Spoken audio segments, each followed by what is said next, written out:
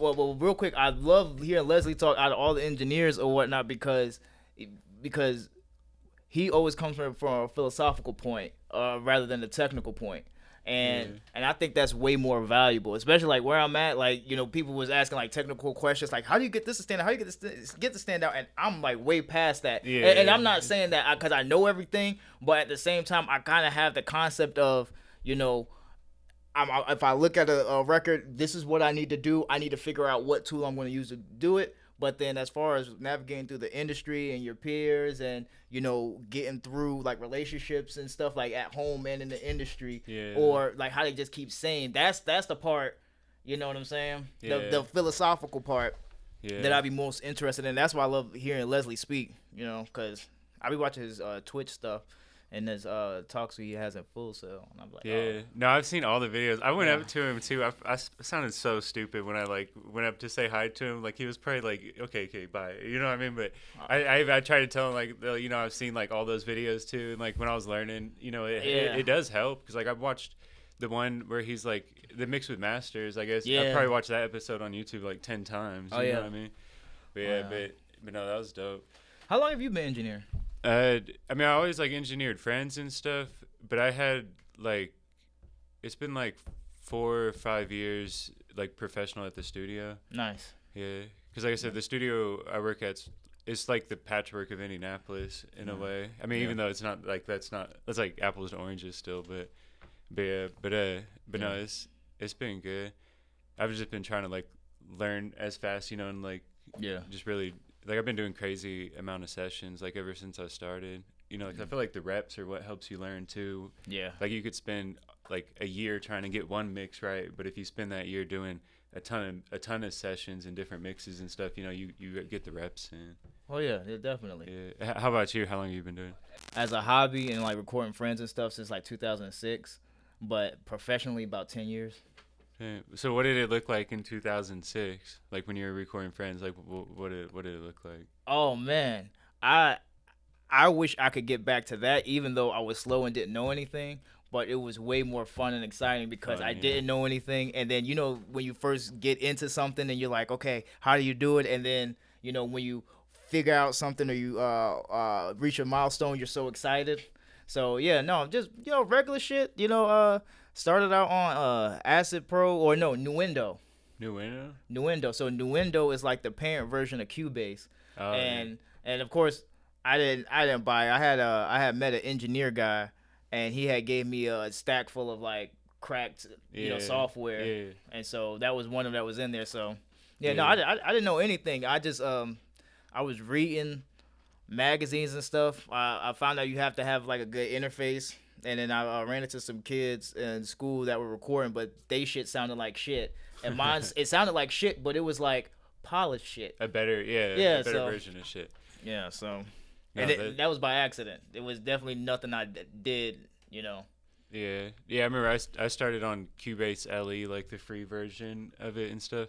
Yeah. And then literally just trying to figure out, like it took me like a whole year just to figure out like how to use it. You know what I mean? Because even then, like, it wasn't, you probably could, there probably were YouTube videos, but it wasn't like, oh, you go to YouTube and you'll learn how to be an engineer, you know what I mean? Yeah. Where like now I feel like it's like there's more tutorials and all that. Yeah. Did you watch a lot of that? Like, did you watch like Wavy Wayne or like Help Me Devon or like those like YouTubers at all? No. When I started, like, I didn't know you could go to YouTube to get information. You know what I'm saying? Like YouTube, I think when I was in high school, YouTube just came out.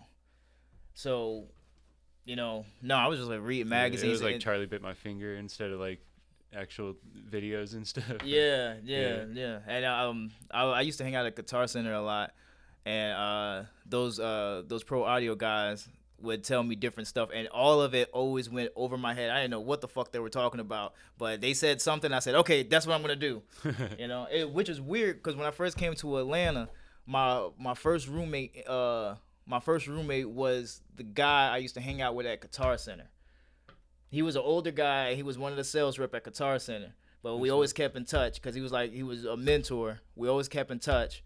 And when I came to Atlanta, I came and seen him first. I didn't have no plan or nothing. I came and seen him first, and he was like, "Oh, what you doing?" And I was all like, "No, I don't know. I'm here. And he like, yo, you want to crash on the couch? I was like, cool. He said, yo, I got a loft space upstairs. You want to do that? And I was like, cool. You know.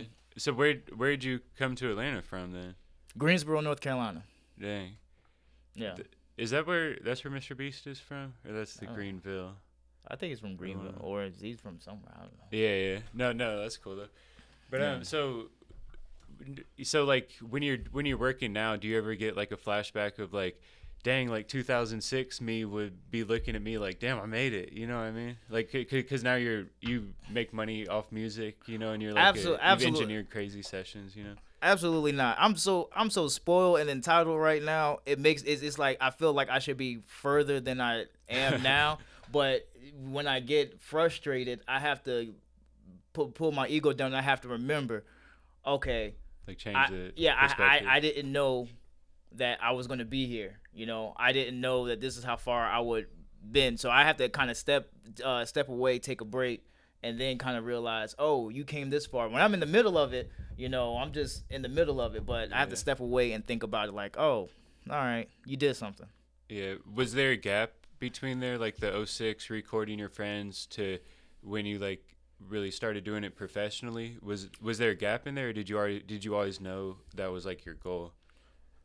Man, let me tell you something. I didn't even know engineering was a job. Yeah. My first thing was I wanted to start a record label. That's what I wanted to do, was to start a record label.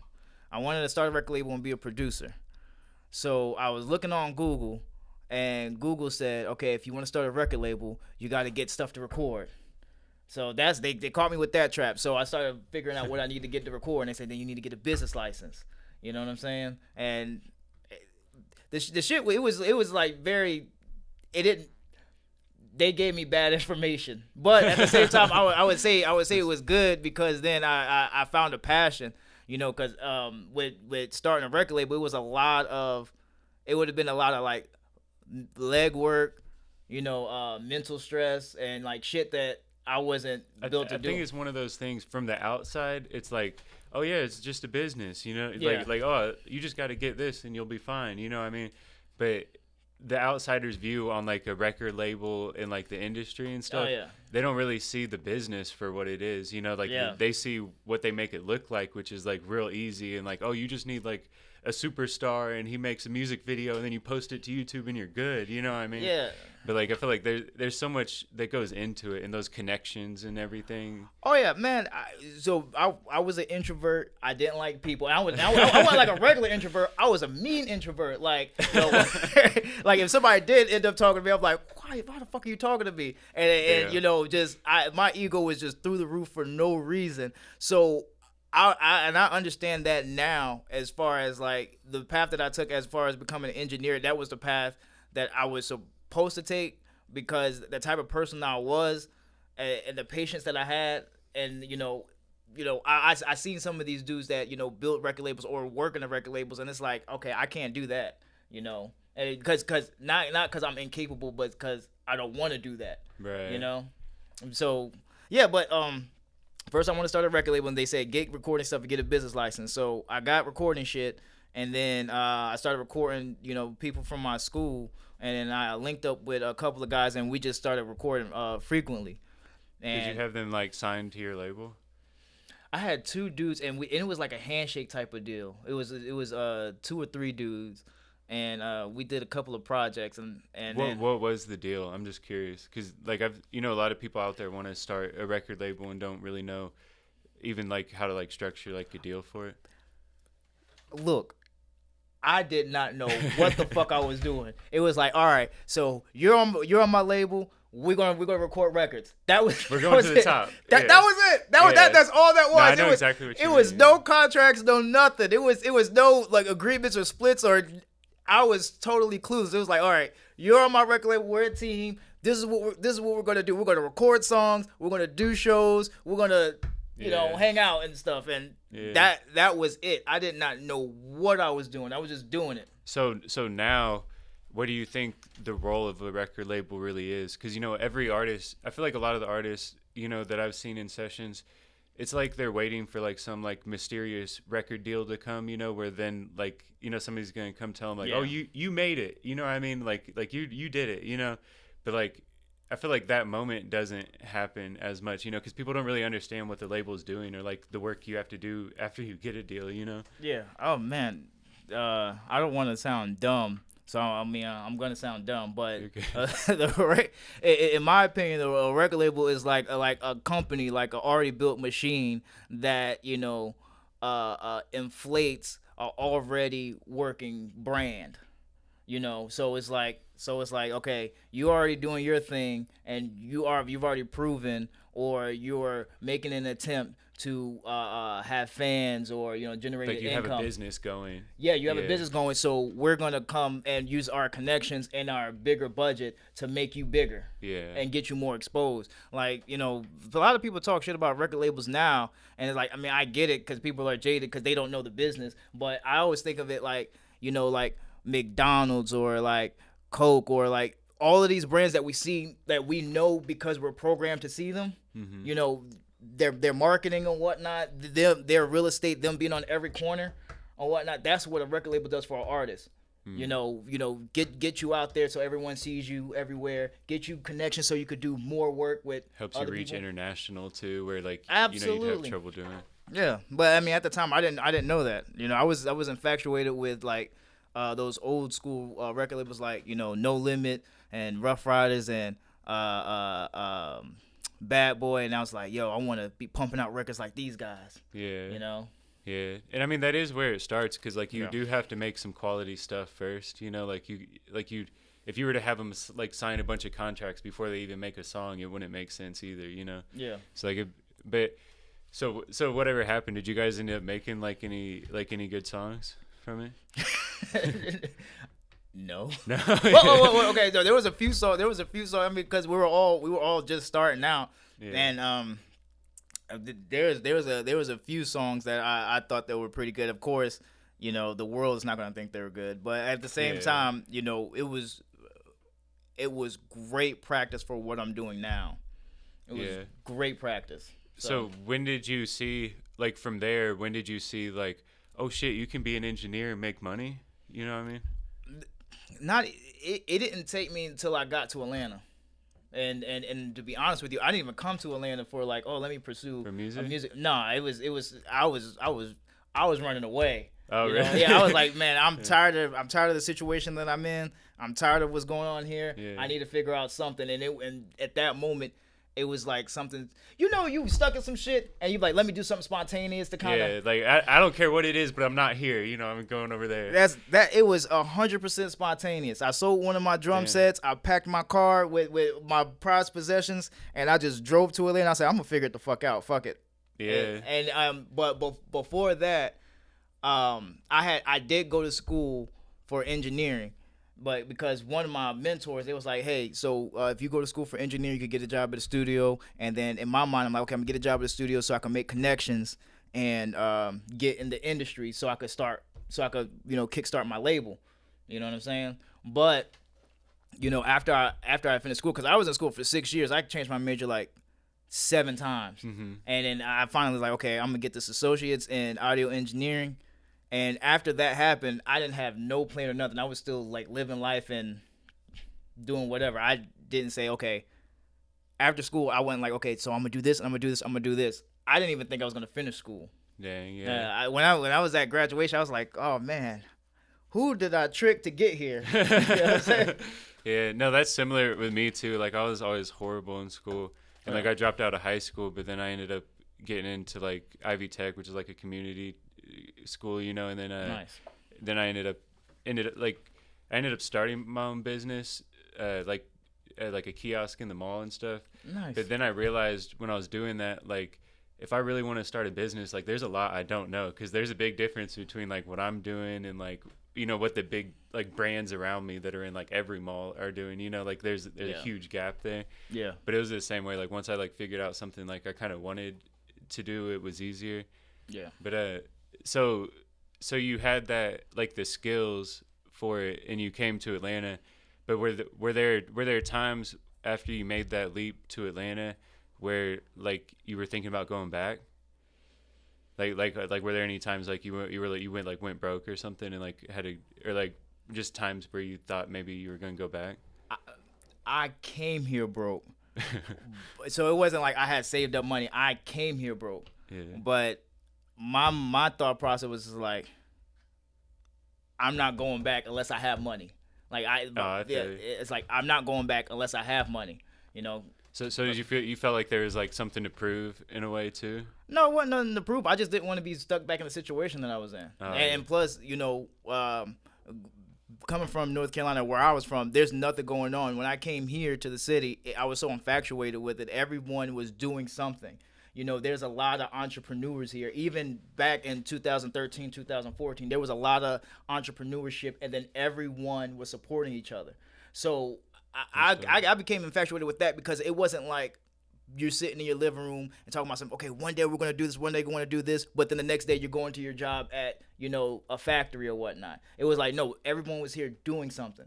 They had a plan and they were executing it. Then people were meeting each other and then they would say, hey, oh, I know this person, so I'm gonna hook you up with this person. Yeah, I come here, I see all the big buildings and I see it moving and shit that made sense to me. It was happening here, so I never was like, cool. Yeah, I'm gonna go back, or if I have to go back or at least buy a house there because I have kids there, so that's the only goal is to buy a house but still move back and forth. But no, man, that place sucked. No, I feel you, and that I feel like that is important. They even talked about that yesterday of how, you got to go to where it's at in a way, especially it was 3D that was talking about that. Well, really 3D and Keys talked about that, how, like you don't want to be like the big fish in a small pond, you got to, if you want like, to achieve, your goals in music or whatever, you kind of got to go to where it's at, Yeah. And I didn't know that, so all of this was by accident. And then, once I got here, I realized I was like, oh, I had to leave to grow. I had to leave to correct the things, to correct my flaws, and then grow as a person. As a businessman, as a musician. As like a just man. getting your own shit together. Oh too. yeah. No, that's dope. Man, fuck no! I want to go back. I was like, man, I think my mom was telling me you should come back. I'm like. And I wasn't gonna curse at that woman, but I was like, yo, yeah, no, I'm not coming back. Yeah, I'm not coming back unless I have a fuck ton of money. Yeah, no, I feel that. Yeah. So for those that don't know, you work at Patchwerk, and Patchwerk is like probably the most famous studio in Atlanta. Like if you like Google like famous Atlanta studio or just like top studio or whatever. It like that always pops up because it has so much history, right, of different stuff. Can I tell you something? Go ahead. All right, I don't want to get in trouble, all right, but still, yo, I didn't even know what Patchwerk was. I didn't know any like studios by name or anything. Yeah. When I first got here, I think I got a hotel when I got here May 30th, right? The next day, June 1st, I woke up and I typed up my resume and cover letter and I sent it to every studio. Like I Googled every studio. I went like, okay, I'm gonna work at Patchwerk, and I didn't know what the fuck a Patchwerk was. Yeah. Dang, how many do you think you hit up? Everything that was on Google. I spent the whole day doing that, and no one returned my emails. No one responded to me except for Patchwerk, right? Dang. And it's funny because I had an interview with Patchwerk, and I didn't get it. And the lady said she thought I was weird, so I didn't get it. Dang. And then when I was an interview for an internship. Yeah, I didn't get it, and I was on my way back to North Carolina, not to go back, but again, I was visiting my kids. Yeah, just to go for a second. I was going to get my see my kids and get some more of my shit, and as I was going back. The manager called me and was like, hey, do you still want the internship? I was like, you're weird, but we need somebody. Exactly. That's dope. Yeah. No, that's cool. So interning at a studio is like a real sort of specific thing. I feel like a lot of kids, like fresh out of high school or something, a lot of them want to get into it. So can you kind of describe like what it's like being in an internship and what that route is to get sort of out of it too? Man, well, first of all, I think internships are very much needed. I think it's very much needed. I know a lot of us will be doing things, at home or even on a moderate level, and then we think that we're the shit. But you still need to get around people or inside the building. So internships are very much needed. But it was no that shit sucked, man. But you're going to go get food for people. You're cleaning up, and you're doing all these runs and doing all these chores and tasks and whatnot. And after a while, I didn't think I thought I was gonna be an intern forever, But and this was I really had to let go of my ego being an intern. I had a huge ego for no fucking reason, and it hurt me a lot. But I would say this, like being an intern, it introduced me to a lot of people. Like there's people that see me doing intern shit, and they be like, hey, can you want to work with us? Or hey, they'll pull me to the side like, hey, what do you do? Or what's your goals and stuff? So it exposed me to a lot of opportunities. And because I didn't realize this when I was an intern, I realize it now. But being an intern, I was at the studio more than the engineers were. Really? So I had way more opportunities because all of the engineers are on call. So me being in the studio, after a while when they said it was okay for me to record the clients, if they didn't want to call somebody, they'd be like, hey, can you do this session? Yeah. But yeah, that's like my thing too. When you're starting out at a studio, if you're there all the time, eventually somebody's going to hit them up last minute, and there's not going to be any other engineer that takes it. You know, and they're going to say, hey, you want to do this, Yeah. That's like what happened for me, at least. So maybe I'm like biased in that, but I feel like that's really where you progress too. It's like, I don't know how it was at Patchwerk interning, but if you're there all the time, you're probably able to get some reps in, right? Like you're learning and like constantly seeing different people. You're shadowing other people basically, and then you get time to do what you want. Absolutely. You get to sit in and watch all the engineers do stuff. When the owner was there, at the time when he was mixing, I'm sitting in on all his mixes. I'm watching him clean gear and stuff. It was, at the time, because I wanted to, make money or be the biggest that I thought that I was. So I didn't understand it much, but it wasn't until I became an engineer I was like, fuck, this was a really important time, and just picking up on details, because there was stuff that I was naturally good at that helped me out a lot, like remembering. I can't remember people's names, but when people have orders, I can remember their orders, or remember specific places, and that helped me out a lot. You're but the just pastrami sandwich guy. Yeah, yeah. So no, it was no. I think being an intern prepares you for being an engineer, like so much. Like being an intern prepares you for being an assistant, and being a good assistant prepares you for being a good engineer, and that's where you're gonna get your clients. That's where you're gonna get your clients. You're building you're building your Rolodex from the minute you walk in the studio, really. Yes. Yeah. So what did you think when you say you had like a big ego when you were in school? Like, what does that mean exactly? Like, what did you think you were like supposed to be doing? You like what did you think you were meant to be doing? I don't know, but I was supposed to be it. Yeah. The biggest shit popping. I thought I was the best producer or whatnot. I'm not. I wasn't. I thought I was the best recorder ever. Anything that I did, I thought I was the best at, even though I sucked. And that it's a good thing, but it was very unhealthy because it kind of shunned me from the blessings that I could have had.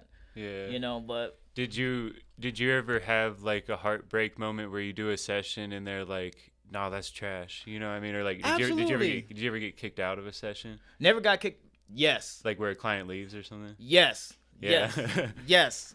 Fucking young thug. Young Thug. Oh man, it was, and I thought I was the sauciest thing ever. Young Thug. And they had he had been working with another engineer, because I think Alex was in New York at this time, so he was working with another engineer, Staffa. Staffa wasn't available at the time, so they asked me to do it, and I have recorded him before. So he and I don't, at the time, you couldn't really understand him. And this is before he got his teeth redone, right? So I don't know if it was his teeth thing or his mouth thing. I don't know. Like he was still finding his sound a little bit too, probably, or something. I guess I couldn't understand him, but he kept telling me to go to the beginning of the hook. I didn't know that's what he was saying. Oh damn! And after it took twice. Like you couldn't understand him talking. Yes. Oh I couldn't. shit. Yeah, and he was asking me to go to the beginning of the hook, and I was starting him like a bar before his verse comes in, because he was doing a feature for somebody. And it took 2 times for him to say that, and he just walked out and sat behind on the desk, and I was like, wait, hold on, I got you, and he just ignored the shit out of me. I was all like, I'm done. This is it. They're gonna fire me. This is it. I know like exactly what you're talking about too. But so what happened then? What happened? Did he get back in the booth or is he? No, the Staffa came. Oh damn! He was waiting for somebody else. Yeah, the regular engineer came and he hopped in the seat, and then I just sat behind him and watch him work. And it was like, I've recorded this dude before. It's like a miscommunication. You know, yeah. That's the thing. When being an engineer, it doesn't matter what messes up, but if it messes up, it's your fault. You know what I mean? Like if it's a technical issue or if somebody else fucked with the computer or something, you know what I mean? Yo, we was having playback engine issues because Pro Tools had to the update. Mm-hmm. This is another situation that happened. The same exact situation with Nudy, right? Now I recorded like I already recorded like, I want to say like 6 songs that he had on I think it was Nudy Land, that mixtape. I had already recorded him in another room. So he had came in one night. We had playback engine issues, and because Pro Tools just updated, and it was he was either with the autotune, it was something, but the shit was fucking up. Man. And he was in the booth upstairs, and he was like, I can't hear. He said it sounds weird in my headphones. I was like, let me come up there and see what's going on. He said, no, it sounds weird in my headphones. And I didn't know what he meant. It was fucking he was getting latency and shit. So he was hearing himself back double. Yeah. And then the computer kept crashing, and he was like, yo, I can't hear myself. You know what I'm saying? Or he was like, the shit's fucking up. Yeah. And so, like I said, 2 or 3 times of that, he comes downstairs, he sits down in the seat, start biting his nails, ignores the shit out of me. I had already recorded him before, so and then the first time I recorded him, I thought it was the best shit going because he was fucking with it, and then I was doing shit that I had done before, but then that time, because the fucking I didn't know if I had. Now that I know, if someone says it sounds weird in my headphones, and without them saying, "Hey, this is late," right. I know. Okay, let me check the playback engine and all of that. You know, or if they say it's reverb, it's the playback engine, or they say there's a delay, it's the playback engine. Yeah, no, that shit sucked, man. No, that's crazy, but that's part of it, and the reason I was asking too. Is like, cause in those moments, you know what I mean? You're like, oh damn, maybe I'm like the trashiest engineer ever. You know, at least for me, like sometimes that's happened. Like there'll be days I'm like, oh, like nobody's fucking with me, you know. But then there are days where it's like, I think I made this song worse than it would be unmixed. You know what I mean? Yeah. But so how did you bounce back? You know what I mean? Like did you have to like tell yourself like, oh, it's just one out of many in a way, or like what did you tell yourself?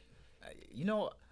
After situations like that happen, it just made me work harder to be more attentive and proactive.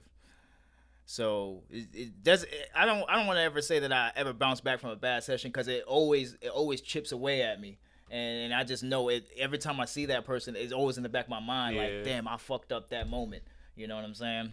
But it makes me work harder to make sure that every session that I have is always a good session, because I don't know if that's going to be the last time I record that person, or if it's going to get put out, or, you know, if they're going to remember, hey, this guy fucked up.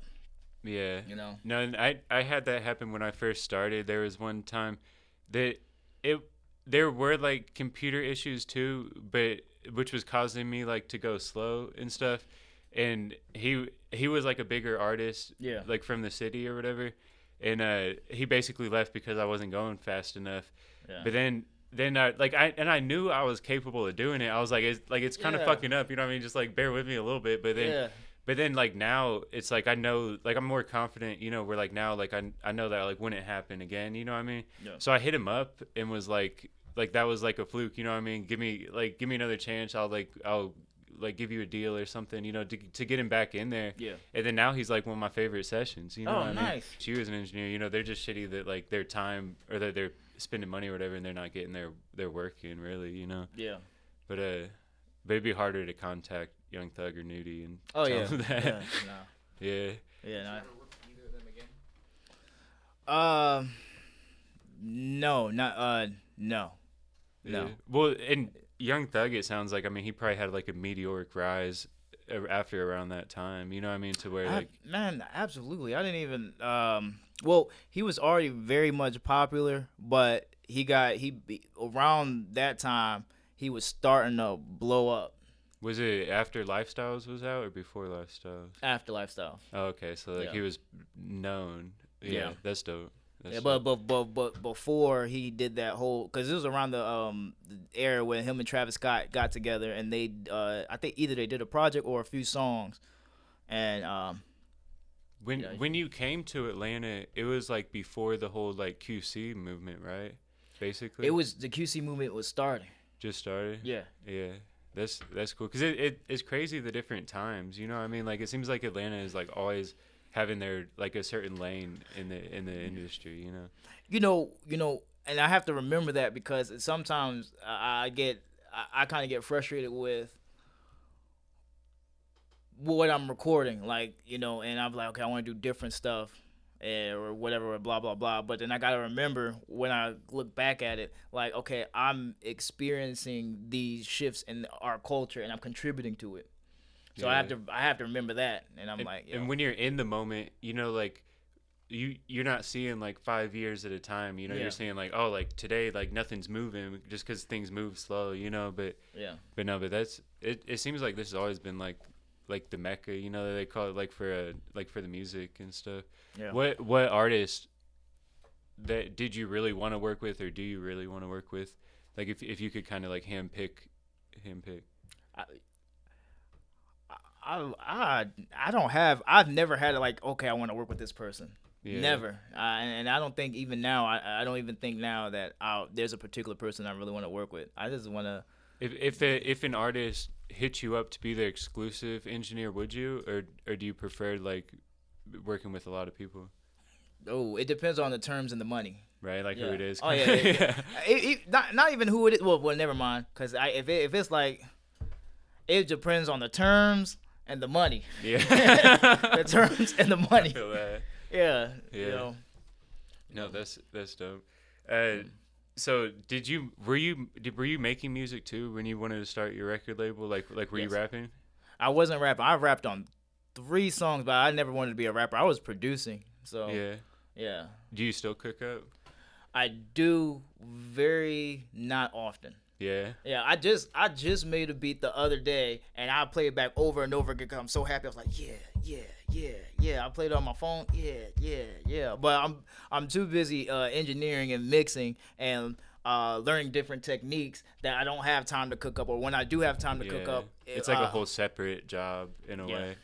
But do you get hit up for beats a lot as an engineer? Like, do the people ask you like, do you got any beats? Absolutely. Yeah. Absolutely. That's why I started making beats, just because I was like, well, I mean, I had made real trash beats on Keybase. You know what I mean? Like, not even, you can't even call it a beat. You know what I mean? But once people started asking me that, I was like, well, shit, let me learn how. You know, like let me try to shadow some producers now, and learn how to use some loops and stuff. Oh yeah. Those sometimes be my favorite sessions are with producers because I learned the newer techniques that they're doing now.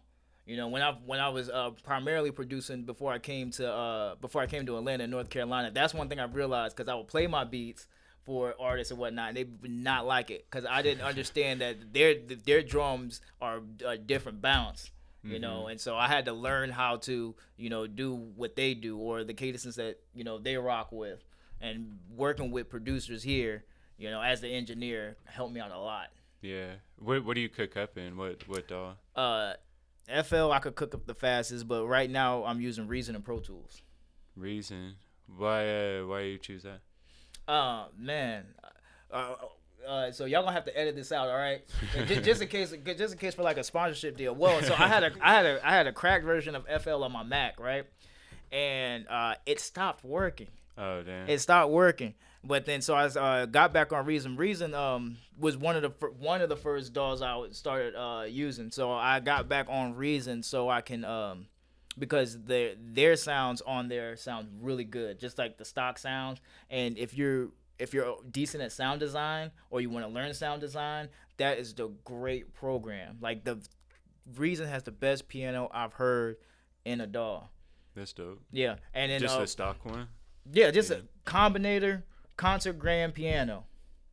That shit sounds amazing. I don't care what somebody was telling me. Keyscape, I haven't heard Keyscape, so I'm not gonna say it's That's not like it. the Omnisphere one where it's like $500, right? Yeah, I haven't heard it, but I'm telling you, concert grand piano on the carbonator and Reason is the best sounding piano to me. That's a gem. You know, we got a gem.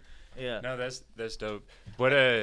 What about the sauce for like 808s? I know when I was making beats, that was the part that made it like least fun. Is like, oh, this sounds like shit, just because like it's like you know, like I wanted to be like have like a hard ass hit in 808, you know, where it makes it like fun to cook up. Yeah. But when it sounds like a toy or something, you know, like when you have like the wrong sounds, it makes it like not as fun, you know. That's why I use Reason and Pro Tools together. So I started cooking up in Pro Tools because I could achieve the sound that I want to achieve faster in Pro Tools.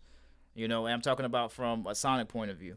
And I know how to beef it up and take what I need. Like really mix it in Pro Tools. Yeah, and I could do it fast as fuck because I've been doing it for so long. I know what I need to correct or, you know, to fix. Where are you getting your original 808 though? Like, is it a sound sample or like from like a sound kit or something? I steal sounds. I've Free download 4net.net. I mean, if I've gotten sounds from other producers, and of course they've given them to me. I didn't go into their session. No. Who was that? Was that Keys that was saying he did that on people? Like he would, like when he was learning to cook up, he would like go in and take their sounds out their kits. I think he said he. Oh yeah, I don't steal sounds like that. I don't steal sounds like that. I'm talking about like off the internet. I steal sounds. Yeah. But you know, it's not stealing if it's on Reddit. Absolutely.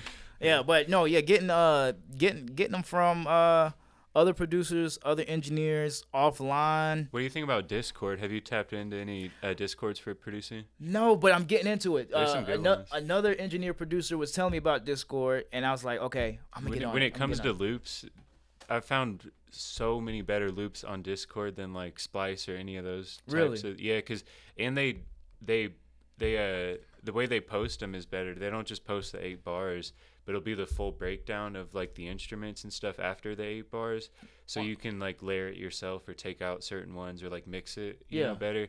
But shout out Cody Cord, that's the one from Internet Money. Yeah, you're gonna have to show me. I'll send you an invite. Definitely do that. Yeah. I'm interested. Have you used Cymantics? I've downloaded their free kit or whatever, but I haven't. Like I don't have like you pay for it, right? There's like a full one or something. Man, they have different kinds of kits, but they had like a $7.99 kit. Yes, I bought it. Yes, I did it. It was $7.99. They had all them fuck ton of sounds, and it was only one 808 that I used from that sound.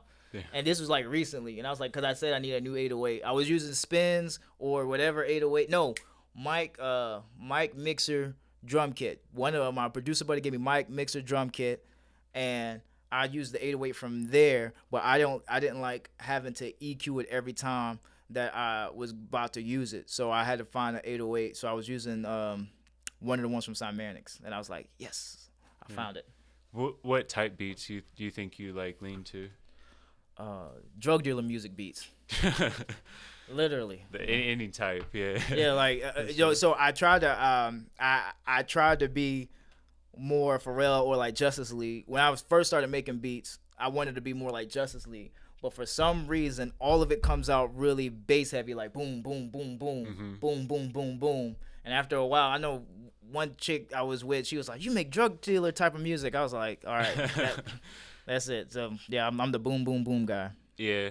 Do you guys get a lot of like Detroit rap here? Like you know that Flint style? Yeah. Do you get a lot of that? Not too much. It was a period where we were getting a handful of them, but not now. It kind of fizzled out here. Like I still see it on the internet, but as far as them being in Atlanta, unless they're doing a collab with the artist, you know, Yeah. Not too many. No, I feel that. But I like you know, That- I'm not gonna lie. I like that type of style. I like that swag, and I like it, like it's new and it's different. They And make it like fun, kind of. yeah. And they be saying they do have bars, but the beats to me like, do you know who like Beats by Sav is? No. He's like in like energy made it. You know. Yeah. What I mean? That shit is so fucking hard. Yeah, that like shit is the hard. way they do their 808 patterns and stuff. Yeah. That's like literally who I was trying to copy when I first started. Like I was trying to Nice. make like straight Detroit beats, because Indianapolis is like pretty heavily influenced by that stuff, and those are the type of rappers that just freestyle. So if you're selling beats, you know what I mean, they're the ones that will be like, oh yeah, let me get that beat, run them right now, you know what I mean? Yeah. And like be done in 20 minutes, you know what I mean? Man, I need to leave here and make some beats. I'm playing around. Do you ever, how you were saying you make a beat and you're listening to it and you're like, yeah. Do you ever get to the studio and it's like, fuck no, you know what I mean? Like once you play it through the speakers. I feel like that happens to me all the time, where I'll cook up at home, bring it to the studio, and be like, what did I make? You know what I mean? Like, it's not what I thought. Only when someone else comes in the room. Then I had to second guess how my melodies are, because that's what I was having a problem with. You start thinking about it. Yeah, I'm really big into sampling, but when I started doing like melodies, they suck. You know what I'm saying? But when someone else comes in the room, but I never listen to a beat and be like, oh, this wasn't mixed right. Because I mean, for a long time, I did not mix my beats. I used to, when I was in North Carolina, I was in beat battles, and the first beat battle I was ever in, the shit sounded low and muffled, and then the dudes said, "Don't turn up the mixer." Like, yo, producers, it's not the equipment, it's your mix. I was like, oh fuck. Yeah. And you thought he was talking like right to you? He was talking right to me. Talking to you. Yeah, he was in my face like, producers. He was in my face, producers. You know what I'm saying? Yeah. So, but it made me think about it. And it ain't even like I started mixing this shit. It's just like I started making it louder. But even like when I take my shit to the studio, it's not that I think about. It's not the mix. It's always when someone comes in, it's always like the melody, or you know if I did a corny, like, 808 pattern, you know what I'm saying? No, that's cool though. Yeah, because it's hard. You know what I mean? Like, I feel like that's part of anybody creating. Like, even like some of the big artists, I bet they feel like that sometimes too whenever they make a new song, you know? Yeah. How did you first go about like selling a beat? Have you sold beats too, or did you lean? Yes. Like, yeah. So like, how did your first beat sale come about? Do you remember? I'm trying to think. It was my first beat sale was actually in North Carolina, and the dude he said you make beats. I was like, yep. And so we met up in my mom's garage. That's where I was producing at. And he told me what he wanted. I did not play nothing he wanted.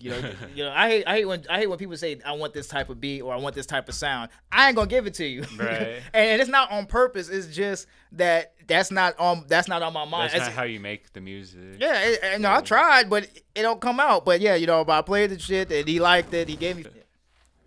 And the camera's rolling, right? All right. So we just had a little technical difficulty. The first one. It was the engineer's fault. What's your name? It was Scotty's fault. Get him. I'm just joking. But not only do we have a room full of engineers, but you had a hard drive in your pocket. So do you always have a hard drive in your pocket? Absolutely. I got hard drives, thumb drive.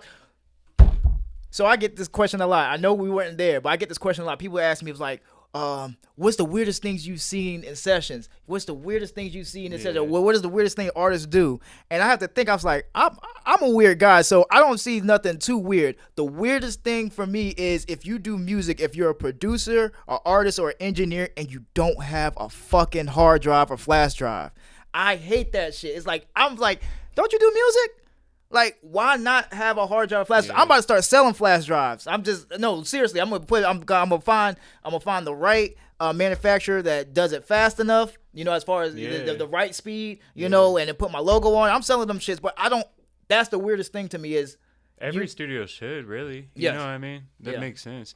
But so break it down. Why does an artist need a flash drive or a hard drive? To get their files after they leave. Like, getting an email with your MP3 is not enough. You got to have the session, the session files. And then even getting the session files, you got to be knowledgeable enough to tell whoever you're working with, the engineer, to do save copy in. So every audio file that's in your session is going to be in one folder, because sometimes you could drag in audio clips, or you can manipulate audio clips in the session and it won't be in the audio files folder. So you got to do a save copy as in, no, save as copy, save copy in. Am I saying it right?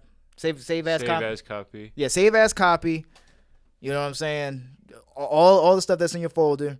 Get the whole session and put it on your hard drive. And they be quick. They like, oh, just email me the MP3, or just email me the session. Sometimes you get they'll WeTransfer it to you. The transfer expires because you didn't download it, and then you're hitting up the engineer at 2 a.m. trying to get your session, and it's now it's the studio, the engineer's fault, or they SendSpace it to you, and you know whoever has the SendSpace server deleted it because you never downloaded it, or you don't have the password to it, or don't know how to do it. Get a fucking flash drive, a hard drive, and then copy it on there, you know, and get multiple. You need multiple. Does that count as your masters then, right, too? Like having the whole session file? Isn't that like the artist having their masters in a way? Having, or would it still be the one at the studio that's like?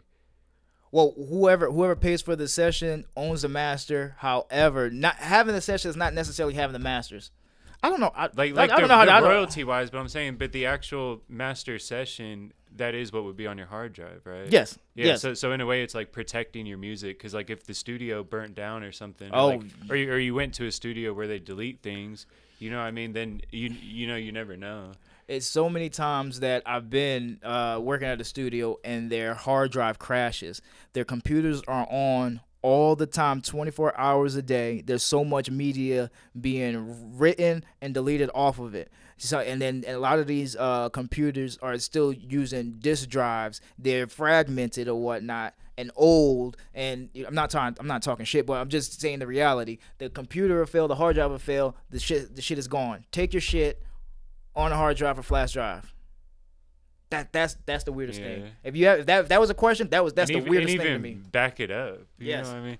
But no, so I definitely agree, and that's a tip for every artist, you know, especially starting out, because they might not understand the importance of that, you know. Artists, producers, engineers, video people, content creators, you have somewhere where you could back up your files, because these are your digital assets, you know. And you would have wasted the session or wasted your money if you didn't get your files. Facts. I mean, yeah, that's it. All right, so when it came to the Wavy Wayne stuff, we were talking about kind of when it cut off. You were saying how a lot of the speakers were sort of saying mix with your ears, you know, and like, it's kind of like a feeling more than like a technical thing of like, oh, it has to be like 2 dB here or something, you know. Oh, yeah. And a lot of people kept asking technical things without really getting, I guess, what they were saying of like, you just got to hear it, you know. So what do you think about the advice, mix with your ears, not your eyes? Because I'm sure you've probably heard that before, right? Absolutely. When you're first starting out, that's a very confusing concept. Mm-hmm. But it almost sounds like they're just trying not to help you. Exactly. You know, it's like, oh, I could tell you how to do it, but just use your ears. You know. Man, I asked a mix engineer this, and I thought he was being a dick. I said, how do I get this? And I'll never forget. And me and him was on the same level and everything. We hung out. This was my homie, and I was like, how do I get the cleanest? Blah blah blah blah. And he was all like, listen to it. I was like, you motherfucker. Yeah. Same exact thing happened to me too, where it was like another student said that to me. I was like, bro, like, but you did something. You know what I mean? Like, it's like, what do you mean? But now I get it. I understand it. Listen to it. So how I approach it is, you know, listening to what's wrong or what I need to do, and then figuring out what tool I'm going to use to correct it or bring it out. Right. And there are different tools you can use to achieve the same thing. You know what I mean? Because people will do slightly different things. Absolutely. You know, to achieve kind of almost the same sound. Yeah, I would. So I'm not gonna go in too much on the newer people trying to get in, because not what are just learning, because I understand that, you know, you don't know what some of these tools do, and then it's good to be exposed to new tools or new plugins and whatnot, but to be like, okay, I'm going to use this specific tool because engineer so and so said that he uses it, Right. and it's Yeah. like Because, every well, no, yeah, I didn't go, mean to. no, go No, ahead. I was gonna say like that's. I feel like that's what happens when now you learn by watching people cook up a type beat. Yeah. I mean, or you learn by literally just watching exactly what they're doing, to where like you're not really just messing around and like turning the dial all the way to see what it's actually doing. You know what I mean? Like you're looking for like a lot of the newer people. They think like a template's gonna do the trick without realizing like you got to adjust. You got to Yeah. dial it into whatever the voice is or whatever the beat is. Yeah, I say templates are good for the people who make them. That's Like facts. but Speaking of that, my template will be in the description. I was just about to say $15. that. I sell templates. I sell templates. I was just about to say that. I'm talking shit, but I sell templates. I'll put his link in there too underneath mine. Yes. But, no, that's dope. How do you sell templates? Like, how do you go about it?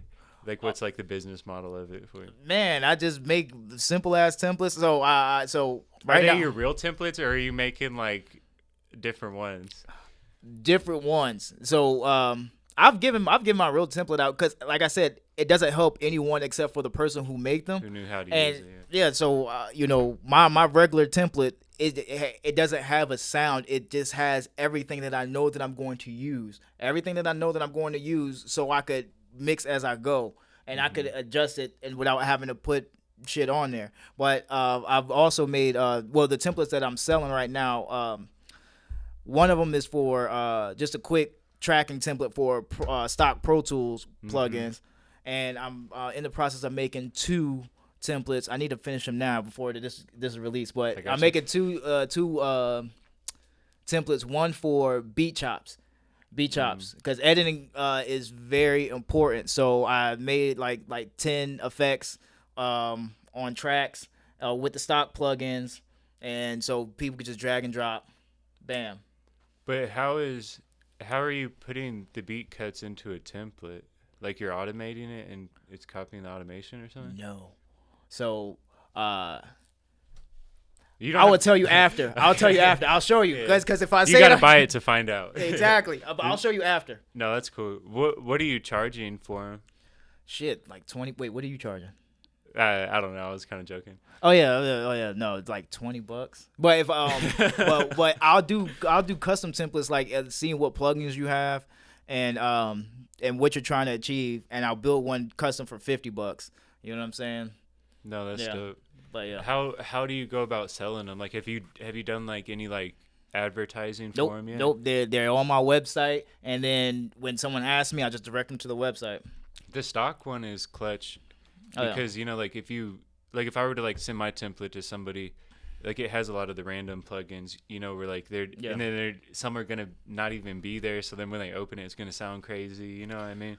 That's one reason why I did it, because first and foremost, money, but at the same time, I know that I run into a lot of engineers, or not even engineers, but a lot of information online where they're telling you, okay, to achieve this sound, you use this, and this, and this, but then they're the plugins that they use are like $200, $300, $400, $1,000 plugins, Yeah. Then it's like, okay, you could do what you need to do or get a quick fix, with stock plugins.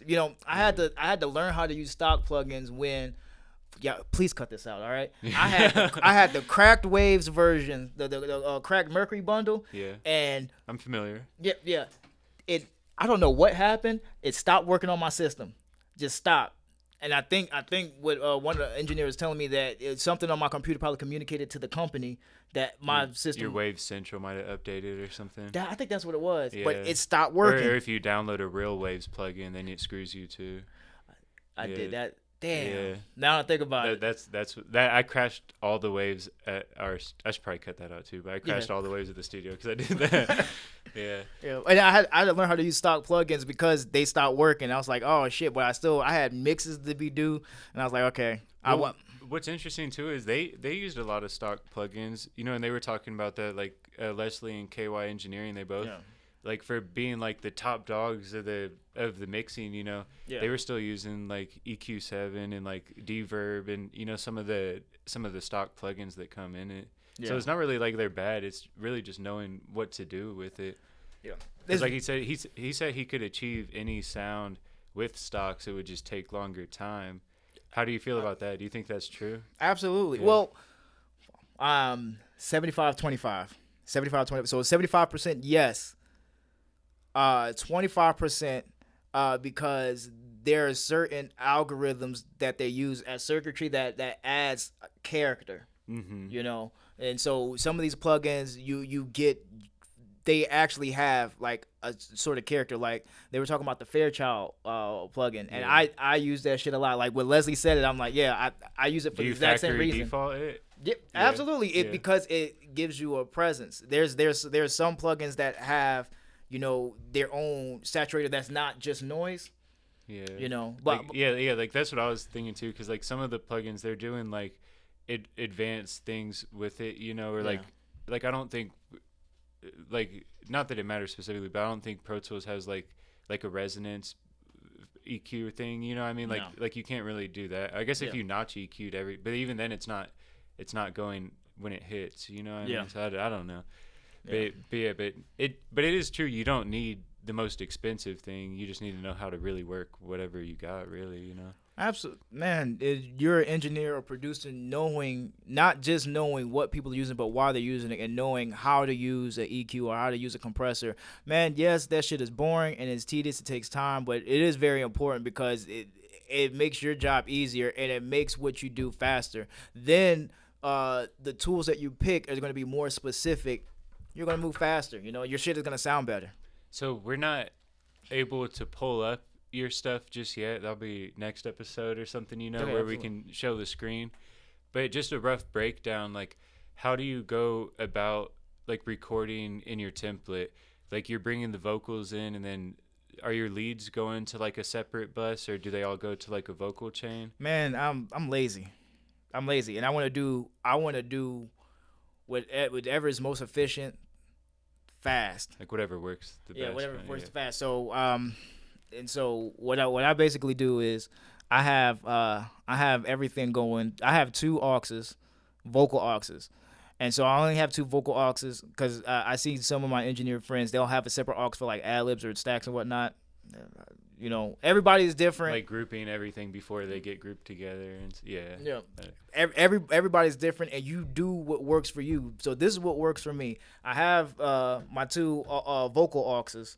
One of them is gonna be, everything is usually going through there unless there's somebody else with a different vocal character, you know, like vocal a different tone. person on it. Yeah. So I have everything going through one vocal group, and on that vocal bus, you know, I have my de-esser 1176 SSL channel strip. Now I changed it up. I used to have LA2A or CLA2A after that, but I put my a parametric EQ and then a limiting amplifier compressor, and then what do you mean? Like what? Like is it? It's like what is a limiting compressor one? Like it's doing both, or it's just LA2A? No, it's a limiting amplifier compressor. I mean, it's a type of compressor. I'm saying it wrong. They're gonna chop me up. I don't care. But like that CLA2A or LA2A, those type of compressors. Oh, okay, I know what you mean. Yeah. Like, so I have a fat compressor up top. I have I'm gonna say it and I'm gonna regret it. I'm gonna say it. I'm gonna regret it. So I have because I'm doing a lot of compression, but it's all in serial. So I have my FET compressor to tame the transients that kind of boost up the signal or whatnot, gain staging. My SSL channel strip, because I use 3 different SSL channel strips. Whatever one I use it as a VCA compressor. I'll show you how to do that. And that shit, me doing that and parallel compression, that makes it stand out the most for me. And then using, you know, parametric EQ to take out what I don't want. I do a lot of subtractive EQ. I hate when I get sessions because, well, 2 reasons. Because I always think I'm doing something wrong, but then also it's very misleading. But when I get sessions from other engineers and doing a lot of boosting, I don't boost. I cut. I'm the same way too. Like I never just like boost like 4 dB of random. Man, I cut. I cut. So I do you cut with my parametric EQ.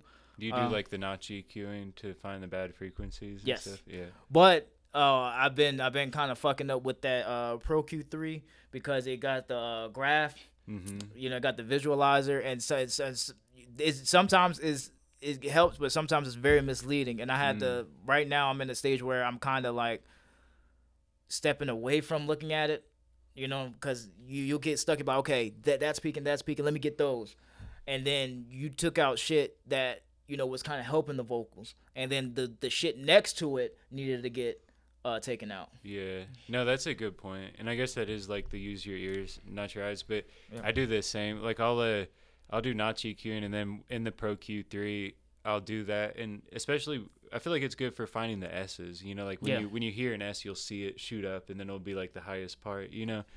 But no, I know what you mean. And the reason I use EQ7 to do the notch instead of the Pro Q3 is because with the Pro Q3, I feel like sometimes you could end up putting endless ones on there till you just start fucking it up. You know what I mean? They But like you the up with that. EQ7, you gotta choose your 4 or 5. You know what I mean? And that's the only ones you get. Yeah. See, and I had to force myself because I love the dynamic the dynamic EQ part, because so I use it, and the automatic gain. Gain. Putting it back. Man, that shit changed everything. But I had to force myself. Okay, I'm not gonna use more than 7 bands. I'm not gonna use what if this is EQ number 2. I'm only gonna use this many bands. How low are you bringing your notch EQ? Because I saw in there he had the EQ7 all the way down. For me, I put it like -5 to 10 dB, but I don't pull it like all the way down. Do you think that makes a difference, Phil? It depends. Yeah. It depends. I've done anywhere from 1 dB all the way down like he had it. So it really very much depends, because I've gotten some fucked up vocals where I had to notch it all the way out. But then at the same time, I've gotten vocals that was pretty decent, and I'll just to tame it a bit, just do it slightly. Do you ever change the Pro Q3 out of the zero latency mode? Yes. Do you know about that? How Yeah, it's supposed to sound better once it's in the natural or whatever. They say it sound better. I don't know what the fuck they're talking about. Yeah, I mean, it's hard to notice any type of difference, really. So I'll do it because I know, and because I did this test with the EQ1, where when you do a low cut, it puts that signal out of phase. So whatever you're low cutting, if you have another signal like the same signal copied, it puts them out of phase with each other.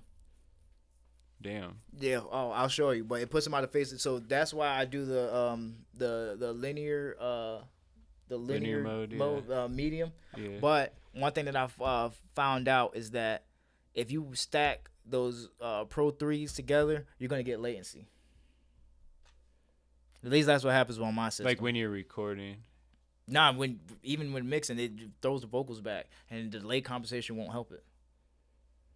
I never noticed that. If you do more than 1 or 2, no, if you do more than 1 or 2, like 2 or 3. I only use 1 on my vocal chain. Yeah, and you have them all on linear phase mode, it'll put a delay on the vocals. Yeah. Yeah, I keep the other ones in like the 0. Like if I use it like on like a reverb send or something. Oh, you put them on reverbs? Yeah, to like EQ the reverb a little bit. Like I'll cut out some of the low end, or try to like shape them a little bit. Yeah, I use the Q7. Man, what is your favorite plugin right now? I just did you do the Dave East thing, where they sent out the mix or whatever? Yeah. Yeah. Did you do it? Yeah, and when that day I did it, I downloaded Soothe in a mastering plugin, but and I haven't like fully used it to its capability or whatever, but the Soothe one is like the one I'm kind of most interested in now, I guess. You know what I mean? But the whole go-to plugin thing to me is like crazy, because like if just one isn't going to do the job, you know what I mean? So it's like, but I guess Pro Q3 is the most powerful because it's like the compressor, EQ, you can still boost a lot of loudness, you know what I mean? You can do a lot with Pro Q3. All right. The fact that it's a dynamic EQ as well, and it has the automatic gain, like it just has it as a button. It has it as a button. That's my favorite part about it. But do you change it to like the high settings? You know, like how you can change the quality and the speed. Do you know what I'm talking about? Put me on. the same place where the automatic gain is, maybe to the left where you can change the settings to like it usually is in medium and then like normal or whatever, Mm-hmm. but you can boost the speed like to high and like the other thing to like ultra or whatever, where it's supposed to give you like a better response, but it does cause latency. Oh, I'm gonna try it out. I haven't tried Yeah, that, but I'm gonna try it out. you'll see it in there because you know, do you know where like the EQ match is on it? Do you know Yes. about that? It's that same thing, like where you open it Oh up, yeah, yeah, you yeah, hold your yeah. mouse over it and it opens up. Yeah. You'll see it. It'll say like medium and whatever, but you can change that to like high and super or whatever the fuck. Oh, nice. Yeah, I mean it's like a super subtle difference, you know. Yeah. Like, yeah. And officially, after we talked about all that, there's only like one engineer watching. You know what I mean? Now, if any. Yeah. But no, but that's dope. Do you? I know I have the issue with it a lot now, where I don't know if like my session, like my template or something, ended up being corrupt, or one of the plugins is fucked up. But like it's always crashing the computer, you know, where like the CPU error will come up when Yeah. I'm like trying to like master stuff, you know, where like once I have all the plugins active after they're done recording or whatever, Yeah. like it's always basically like crashing the computer, you know, to where I'm having to like, and the buffer size is all the way up. What are you using?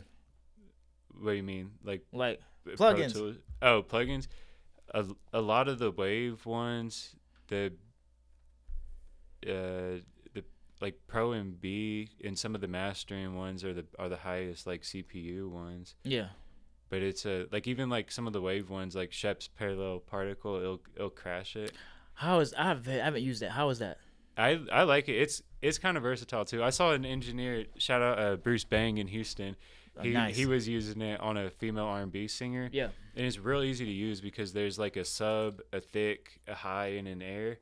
So like if you just add some of like the thick to a voice, like on the vocals, it's good. And then if you can add like the air to the master, you know what I mean? Yeah. It kind of brings out some of the high end. Or you could put the sub on the beat and it adds like extra harmonics to the sub, you know, so it's like an easy way to kind of boost the sub too. Yeah. So it's pretty powerful that way, and it's super easy to use. Like there's only 4 dials really, you know, and you'll hear the difference. So it's just about finding the right sound. So yeah, I don't run into that much. But I don't use CPU intensive plugins. Like my shit is real simple. Yeah. It's like super simple. Even when like new shit drop, I stick with what I got. Yeah. No, we don't use like the crazy. Like I don't know. I feel like it shouldn't crash as much as it does. You know what I mean? Like I feel like it's like do you ever have to consolidate? You know, or like whatever to where like Yes. yeah.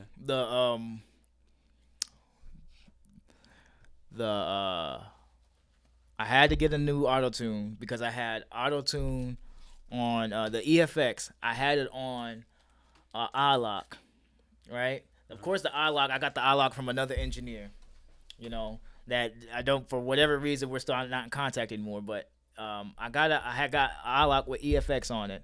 I left it at a studio. The studio got broken into. And they stole it. And I knew the dude who robbed the fucking studio. And I was calling him. I was like, I don't care what y'all got going on. Please give me my iLock. Damn. And so because Auto-Tune Antares had went past it, they was like, okay, we can't give you the old license for EFX. Like EFX3 or something? It was EFX3. That's what we use. They wouldn't give me a license for it. I couldn't find a crack. So in order for me to get a new one, they would have to either upgrade my Pro Tools, and I own my Pro Tools, so I didn't want to go to a subscription and still play whatever. I was like, no, I'm not doing all of that. And I have to upgrade my operating system. It was all this to get the Auto-Tune. So I went and got the UAD Auto-Tune. Now, with the UAD Auto-Tune, is cool, but it takes up so much processing. Like I have a 4-core a quad Apollo, right?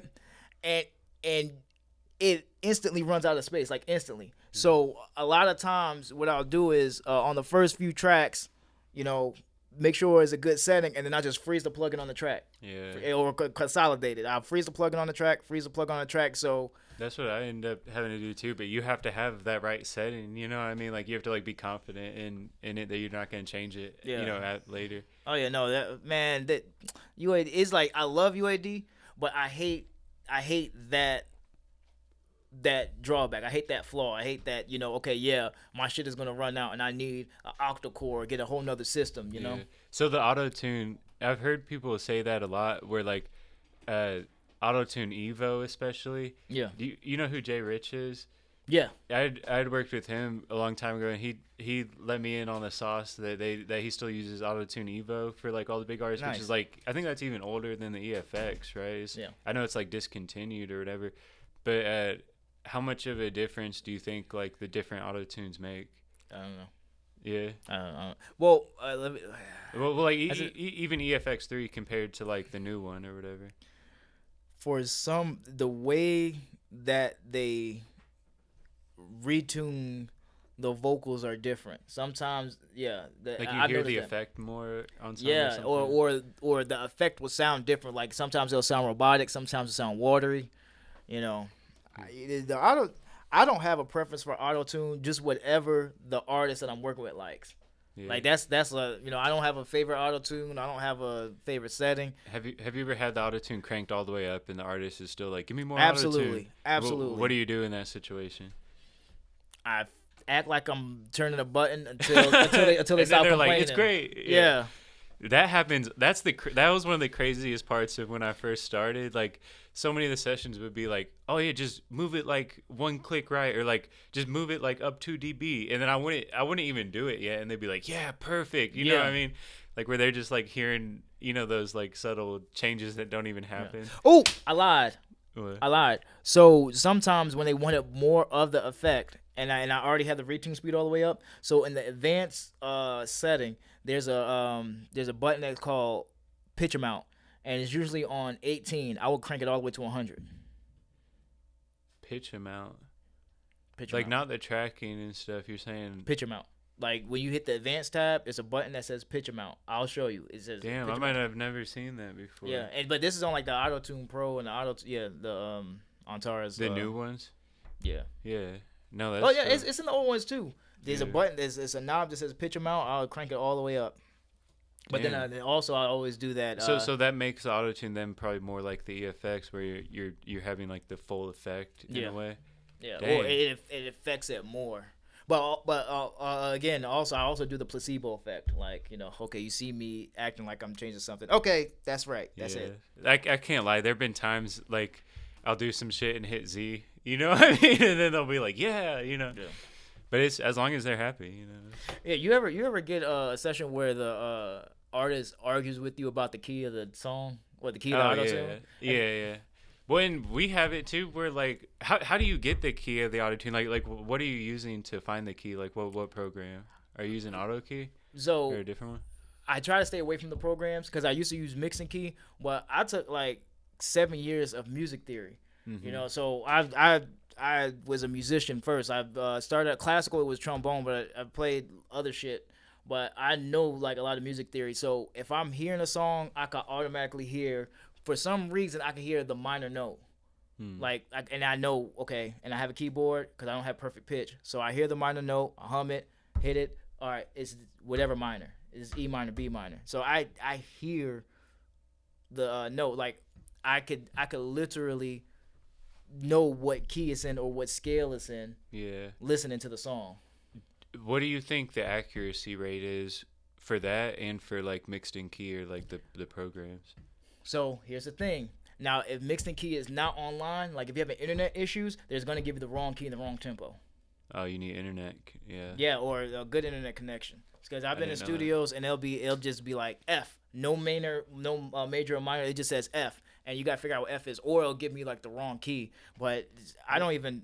Well, and there's sometimes I feel like the artist is writing their melody not on auto tune. No. So they're writing it literally in a different key. You know what I mean? And they're just trying to get it to work. Which I mean, there's no rules to it. Like Ozzy Osbourne will write a melody in a major even though it's a minor beat. You know what I mean?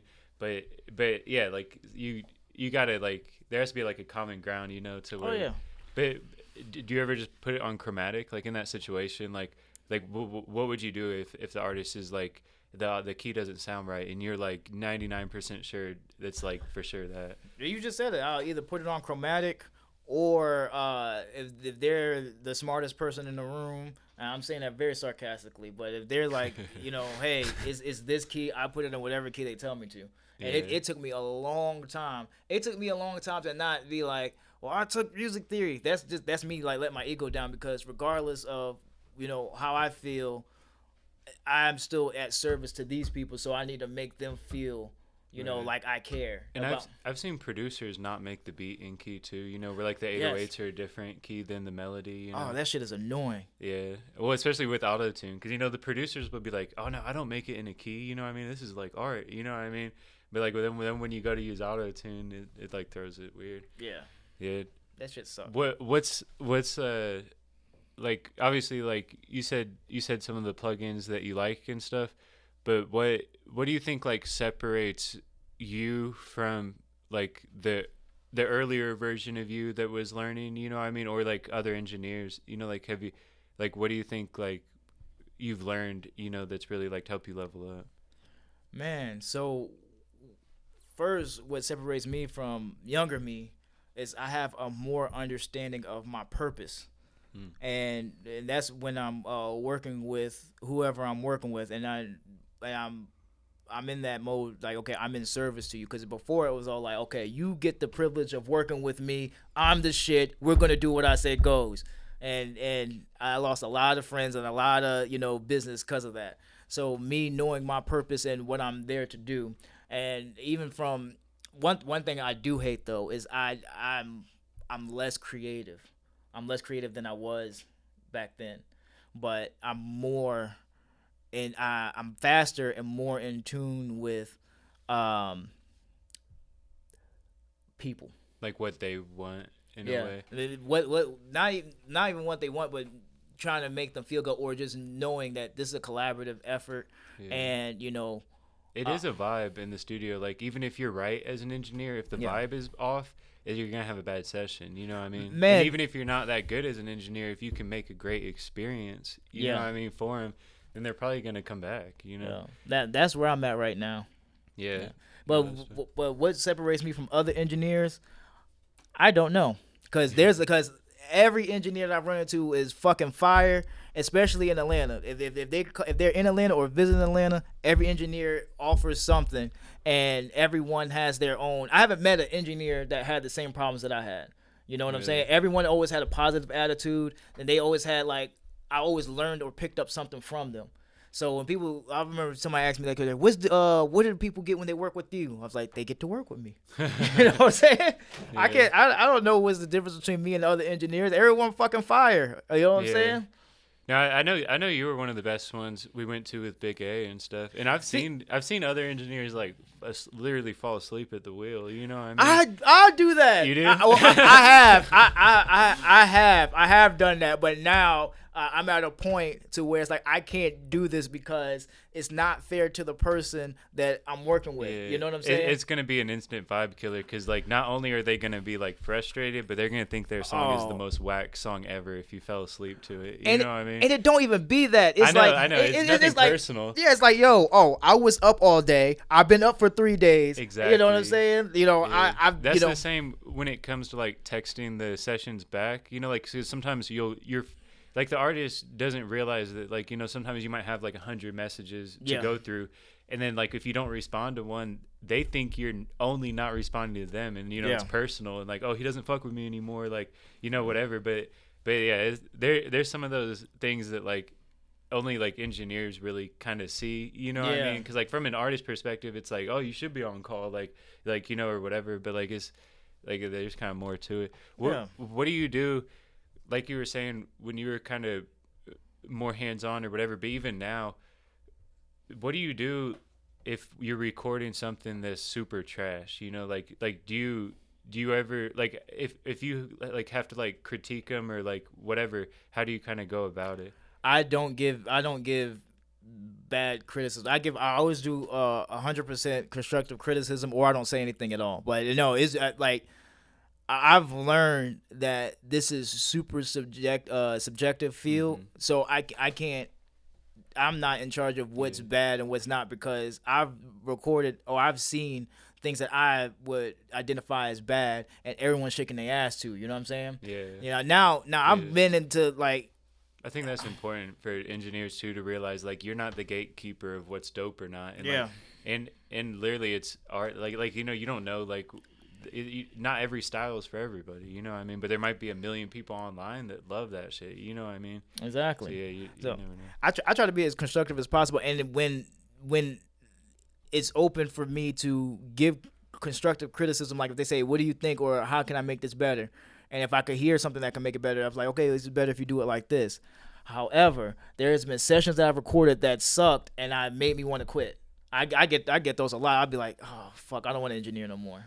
Yeah, where it makes you question your purpose, because like sometimes you'll care about the song or the music more than they do. You know what I mean? Where like you're almost just like wasting your time at that point. I hate that. I hate running into artists where it's like I'm more passionate about it than they are, and it's like, okay, I'm wasting my time with you, But then at the same time, I also like, this is what I do for a living, so I'm going to run into that. But now a lot of times I get those artists, I'll be like, and it makes me want to quit engineering. But then right before I quit, I'll get with a fire ass artist or a producer that re-inspires me. They'll be the good days, bad days kind of thing. Oh yeah. With the bad ones, what is it that makes you like so frustrated? Are they not able to get their takes? Are you hitting repeat just a million times, or like? I don't mind that they're hitting the repeats a million times. It's when somebody's like, this is like so bad.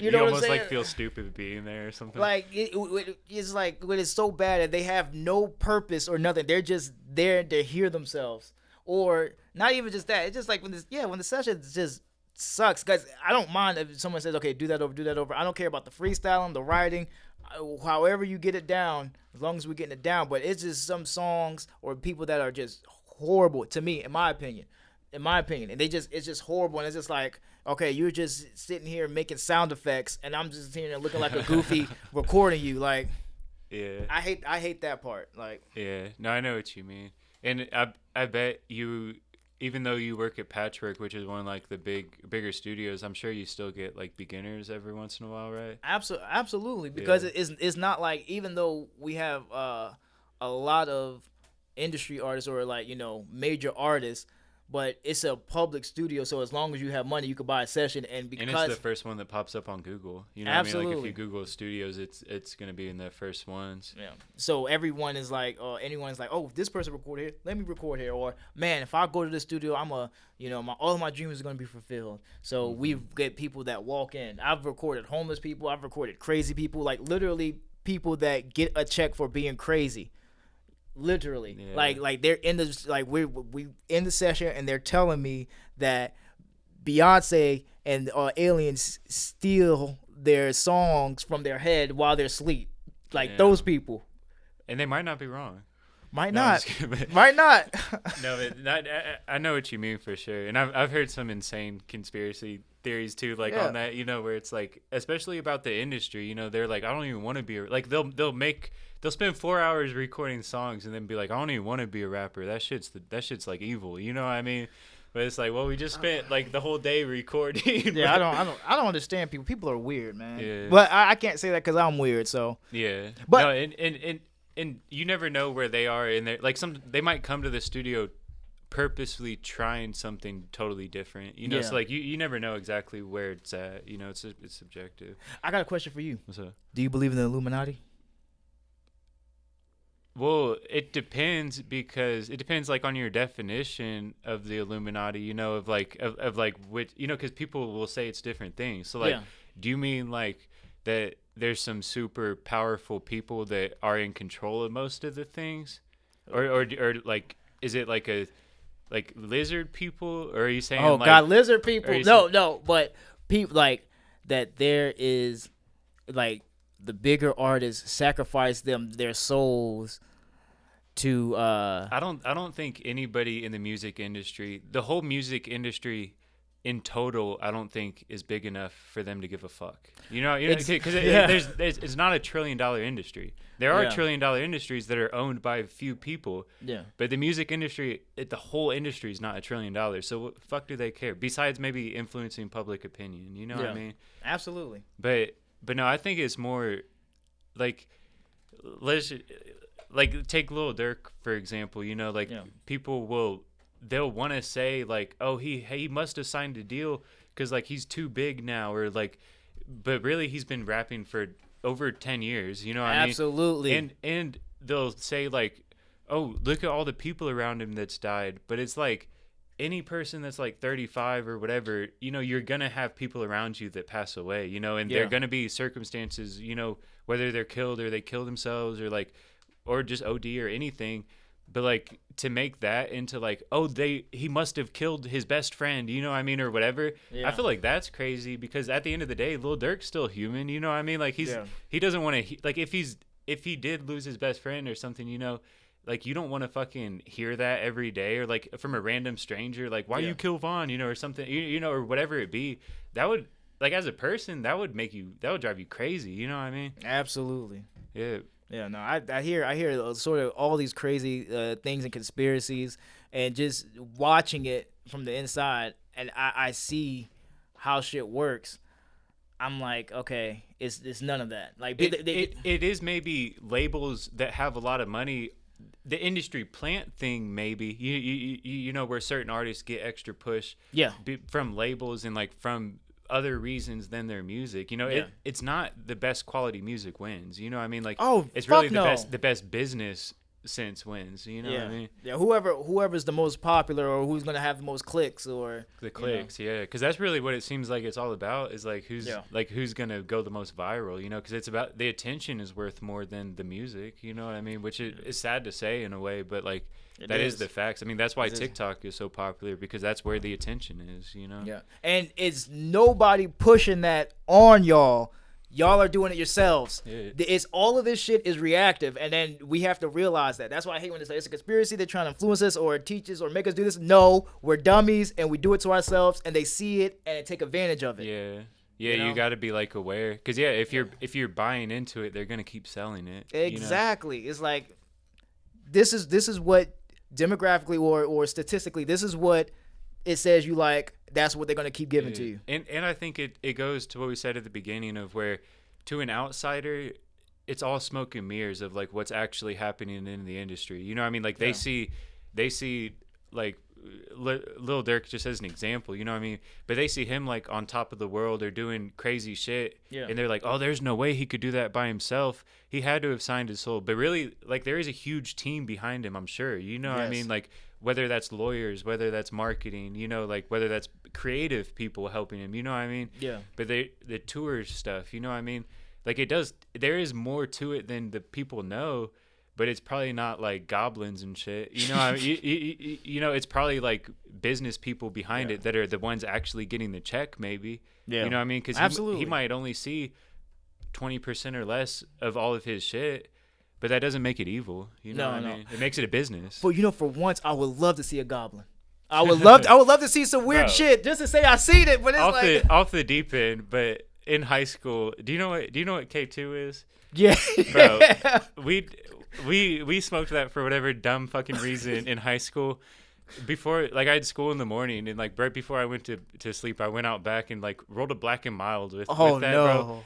I was laying in bed. I swear to God, I saw this like green goblin pop up on my dresser and like start walking towards me. Oh shit! It was like I literally got out of bed and everything. Like I thought my heart was beating on my chest, bro. Like I thought I lost it. You know what I mean? Didn't that shit kill people? Yeah, you don't want to see a goblin. You know what I mean? But don't recommend. You know what I mean? Do not recommend at all. Yeah, don't do that. Well, yeah, man. But no, where were we at? But no,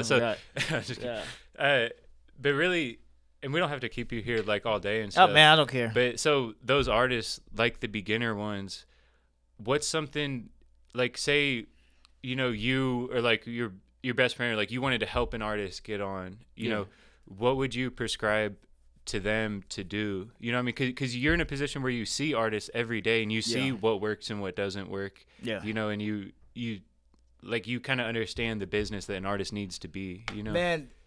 You remember I said I want to start a record label? When I seen the shit, I'm like, I don't want to do it. You have to have super duper patience and dealing with an individual that's an individual. You know, everyone, we have this individualistic mindset and whatnot, and there's certain people that's gonna listen, there's certain people that's not. But it's so much work that goes behind it. Even, you know, when we see overnight success, it's never overnight. Right. Sometimes, like now, because of social media, we'll have like viral moments, but then you see those people don't last long. But the people that, you know, and even once they go viral, probably before that, they were still trying to go viral for a long time. Exactly, like they were still working at it. Exactly. A lot of those people that we see today that has major success, they was working at it for years, and they're everywhere. They are everywhere. Like literally, I remember one time I was doing a session, and I was doing a session with artist Joe Smo, right? And the next day was like Christmas or some shit, or like Christmas Eve, and everyone's at home with their families and shit, and they're, you know, on the television, you know, doing a show.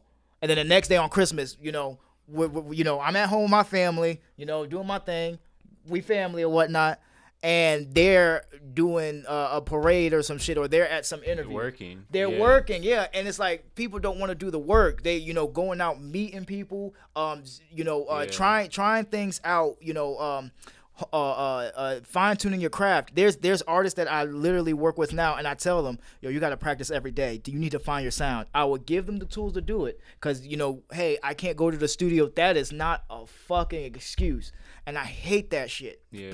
That shit is weird. And at the very least, film some content every day, you know? That's what I'm like saying. Perform your, like while you're practicing live stream or something, you know what I mean? Or something. I would literally show them band lab. I would say, yo, just all you gotta do is record. This don't have to be big. I but do you have too. To I say that all the time. Practice every day. Go meet people. Talk Get to your rough people. drafts in, you know what I mean? Spend time punching it in line by line where you're not on the clock, you know what I mean? Like, or while you can smoke, do whatever you want, you know what I mean? But yeah, just. And I don't think it's a coincidence. I don't think it's a coincidence that you say that, because I say that all the time too. That like all the major artists that I've seen, they're working way harder than anybody else by far. And even people that work a 9 to 5, most of those artists, they don't stop. You know what I mean? And they're going not just to my studio, but they're coming to my studio from another studio they were doing features at, from a bar they were DJing last night or something. You know, like there's a bunch of studio hopping, radio interview podcasts, and they're doing it consistently every day. They're doing something. Managing social media, managing the creative side. You know, there's a lot to do, but it is a full business. You know, and like you have to look at it like an entrepreneur, like how you're going to differentiate yourself from the million other rappers that are different brands rapping. You know what I mean? Absolutely. Yeah, no, I can. It's like I would like when it wins is very prosperous, but however, it's always a process, and I'm not patient enough to be with a person and, you know, coach them or tell them to do this or expect them to be on their shit, because the people who are superstars, they're superstars for a reason. They outwork everyone. Their work ethic is insane, and the regular person don't have the same work ethic. That's why we have superstars and regular ass people. And it's not about talent. It's not about being a good person. It's not about, you know, your story. It ain't about none of that shit. It's about how hard you're gonna work. How hard you're gonna work. You know, that record that needs to be the smash is gonna come. Right. It's gonna come because you're working at it all the time. You're working at it all the time consistently. And if things aren't going your way, they'll try new things too. Yes, you know, pivot. They're constantly trying to pivot. Pivoting, you know, reinventing yourself. You know what I'm saying? It's like, but you can't control people. It's like from a record label's perspective, you know, you can't. At the end of the day, you can't control people in general. Yeah. But especially like if an artist that not every artist, but most artists, you know, have an ego or whatever where they think they're the best artist. That's why they're trying to be a rapper. You know what I mean? Yeah. So like so you run into those problems where you really can't tell them anything. You know what I mean? Yeah. And then you know this, you know, it's just so hard to actually get that role. that's why I feel like labels now, they're not looking to find somebody and coach them to be a superstar. No. They're looking for somebody with the superstar business that they can take to another level, you know? Absolutely. And I don't blame them because that time that you take coaching someone for them to not do anything or to eventually stop or get their head in their ass and be like, okay, I'm not going to do this anymore. You wasted all this money and time. So, I mean, I understand why they're taking that approach. You know what I'm saying? If you're not going to do something that's more efficient, you know, why not do it? You know, but you said something. That's one thing I hate is when you run into an artist and they want you to listen to them or they want to talk your head off about how they're the best, how they're this and that. When I get on, you're coming with me. I'm like, oh, shut the fuck up. Shut up. Yeah. You know. Which I mean, you can't blame them because like you do have to feel confident. You know. But the work has to match the confidence. And you have to have a clear. Like that. That's almost saying like you don't fully understand what's really going on. You know, by saying like, oh, like once they give me this deal, you know, like, but like it's like I think that's just showing like where they're seeing the smoke and mirrors and thinking it's magic, you know, or whatever. Absolutely. Like Beyonce is the greatest example. Beyonce is one of the greatest examples. Even Jack Harlow. But Beyonce, and people want to say, oh, she's soul to soul, she's evil or whatnot. Yo, her parents, she had a great support system. You could see videos of her little ass. She's a little kid singing and dancing like full-blown choreography and all of that shit. Yeah. She's been working her whole life. That's why she's a superstar. She works all the time. She's a perfectionist. That's why she's a superstar. And she always had a great support system and a machine. I watched a video the other day of Jack Harlow, and you could see his progression from when the time he was like 12 or 13, and he's like freestyling over other people's beats, and he was doing it for years, and now we see him everywhere. People are like, oh, he's an overnight success. No. 10 years to be an overnight success. Exactly. When Drake first came out, you know, all in the examples are endless. These people have been working for years, and they work, and not just a little bit of work. Okay, stop. A little bit of work. They were working every day. And getting better, because if you take those long breaks, you'll get rusty. You know what I mean? And like your chops won't be there, and then you're not getting newer with the newer stuff that happens. You know? Absolutely. And I've seen a video of Ed Sheeran too, where it's the same thing, where he shows how he literally couldn't sing good. Like he had to really like it wasn't talent. You know, that's kind of the point of it, is like he's showing like he literally sang worse than most people. You know what I mean? Yeah. But then through playing guitar all the time, through doing sessions, through doing gigs, you know what I mean? And through the years, you know, then you really develop what it is, and you get kind of a formula down, and you know, and you know your range and how to do it. Absolutely. But it doesn't come from just being born. You know, like nobody's born like Beyonce. You know what I mean? Like nobody's just born and they stumble into it. You know what I mean? Absolutely not. Yeah. You know, and you having the work ethic, but then also networking your ass off. You know, going to different spots, different studios, networking with people, because relationships are very important. That's one thing that fucked me up when I first got out here, and I was fucking up relationships left and right. It was my ego, and then not following up. I suck at following up. I'll get people's numbers. I got all these artist numbers or these execs numbers in my phone. I never use the word saying, "Hey, what's up?" or nothing. It's like I suck at following up. Yeah, you know, like really maintaining the network. Oh too. Man, you gotta have a network, and you gotta maintain it. And you gotta talk to people. You gotta add value. No, man, I get irritated when the artists are like, hey, what do I need to do to be the next big thing? I'm so like, if you don't already know, you know, whatever I'm going to say, I'm just wasting breath. Yeah. You know, because, you know, you're obviously not. And then they won't even believe you because you're not a big artist. You know what I mean? Even exactly. You're around it every day. You know? I'm like, yo, this is what you need to do. And they're like, nah, who do I have to sacrifice? Do I have to sacrifice my mom? Yeah, literally, like, I'll do it, you know. But I know exactly what the fuck you mean, too. That's crazy. Yeah. But yeah, and I feel like that's what's cool about this, you know, is being able to, like, say stuff like that. Because we know that, but, like, artists that aren't in other sessions, you know what I mean? Or like an artist that's antisocial. Yeah. You know, they don't want to have their face all on YouTube or whatever, you know, like doing the content. Yeah. And then they also don't want to work with other artists because they think they're too good for a feature. You know what I mean? Like, there are a lot of artists that are like, no, I don't want any features, you know, which isn't bad. But if you do that, you have to have a clear plan of how you're going to do something. Exactly. Because if you're not on social media and you're not networking, who's going to know of you? You like, how are you going to get seen? I literally had, and this was years ago. I just pulled up to a studio that somebody else was engineering, and and he just told me to come through, and I was talking to the artist that was there, and there was one artist, it was a woman, and she was all, yeah, I'm the best. She was a rapper too. She was like, I'm the best out here, and you got to check my project or whatnot. And I said, okay, so how do I find you? She's like, my people are just gonna find me. I was like, wait, what?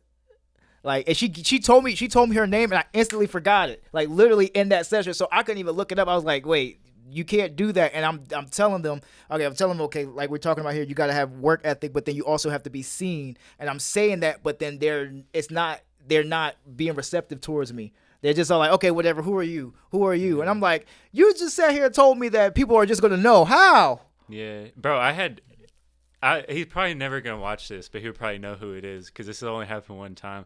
But I had an artist not even tell me their name because they were like, you'll know it one day. What? But I was like, bro, like, what do you mean? Like, I don't even know your name. You know what I mean? Yeah. Like, you're any name to call you. You know what I mean? Like, Yeah. I don't know. That was one of the wildest ones. But you could tell, like, in his mind, he was right next to being like the next up. You know what I mean? Yeah. But in reality, I don't think he had a song out yet. You know what I Oh mean? man. But I remember like seeing that one. I was like, I don't think he was joking. I mean, I know he wasn't joking because I don't know his name. You know what I mean? Like he would have told me his name eventually. You know what I mean? Yeah. But I feel like that's what's cool about getting that information out there. And then if you set up your business good enough, you don't need to be Drake to make money. You know, like you can, like there are a lot of artists out there with a good business model to it that are making more money than like a normal job would. Absolutely. And they're not known everywhere. You know what I mean? They're known basically locally or like in a certain area, but they're not international superstars, but they're still making good money, Yeah. And they're making a living doing it, and who knows what happens the next year. At the end of the day, that's what you want to do. As a producer, as an artist, as an engineer, you want to make money off of your craft or what you love doing, at the end of the day,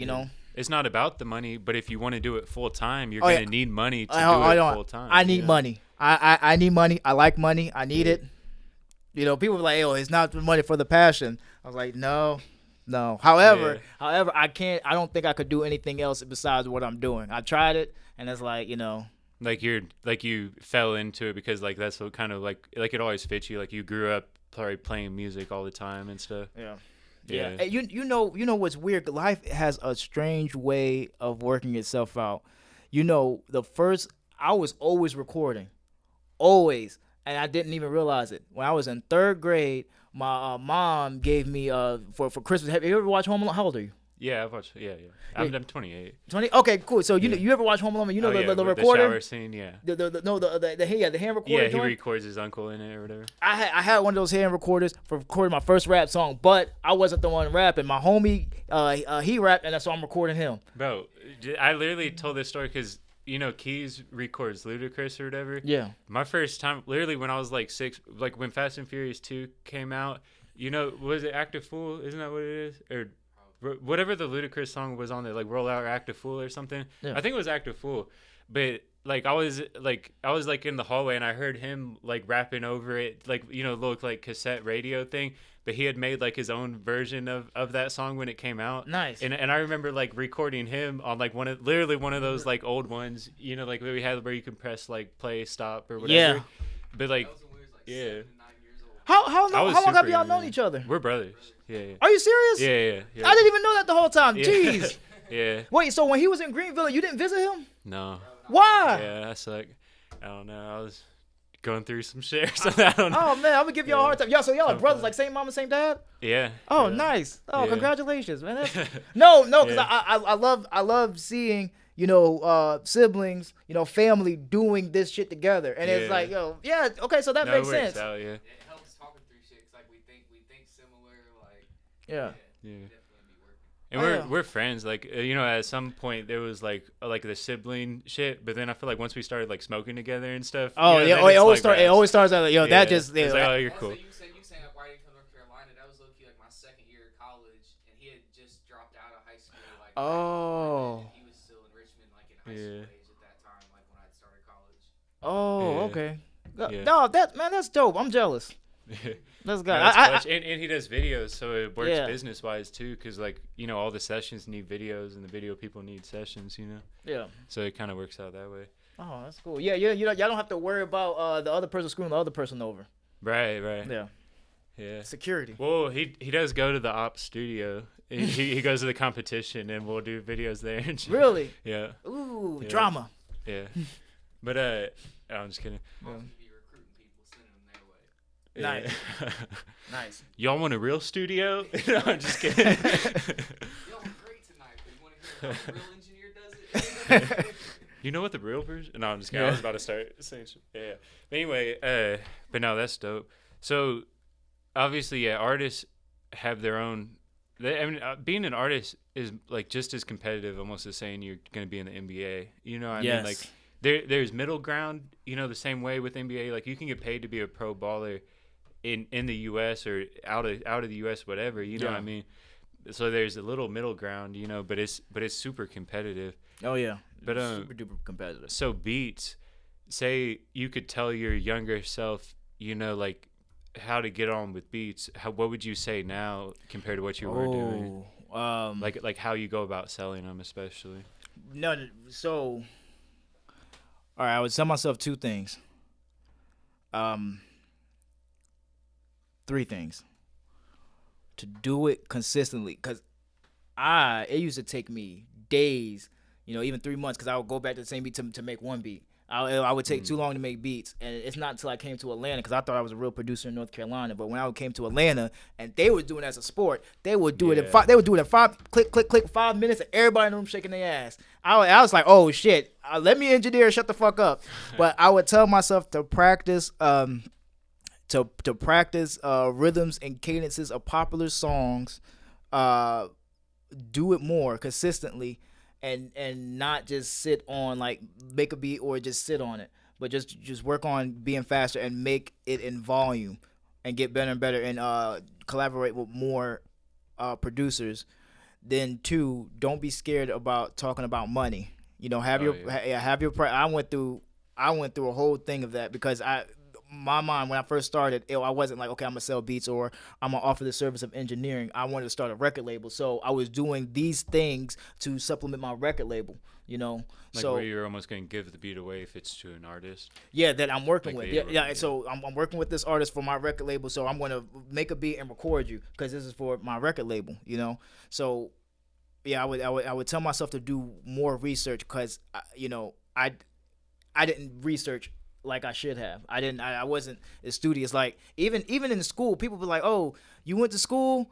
And I was like, "Yep, I cannot tell you one thing from school. I could tell you my instructor. I could tell you his whole life story. TJ Johnson, Thomas Johnson. I'll tell you his whole life story. but ask me anything that I learned in school. I ain't learned dick.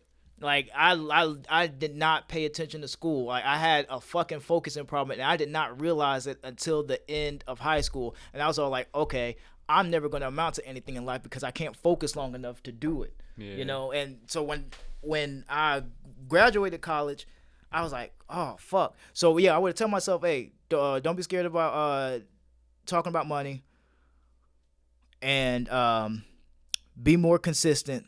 Do it every day. Or a few things. Let go of that fucking ego. Let go of that ego. I wish I had done it before. And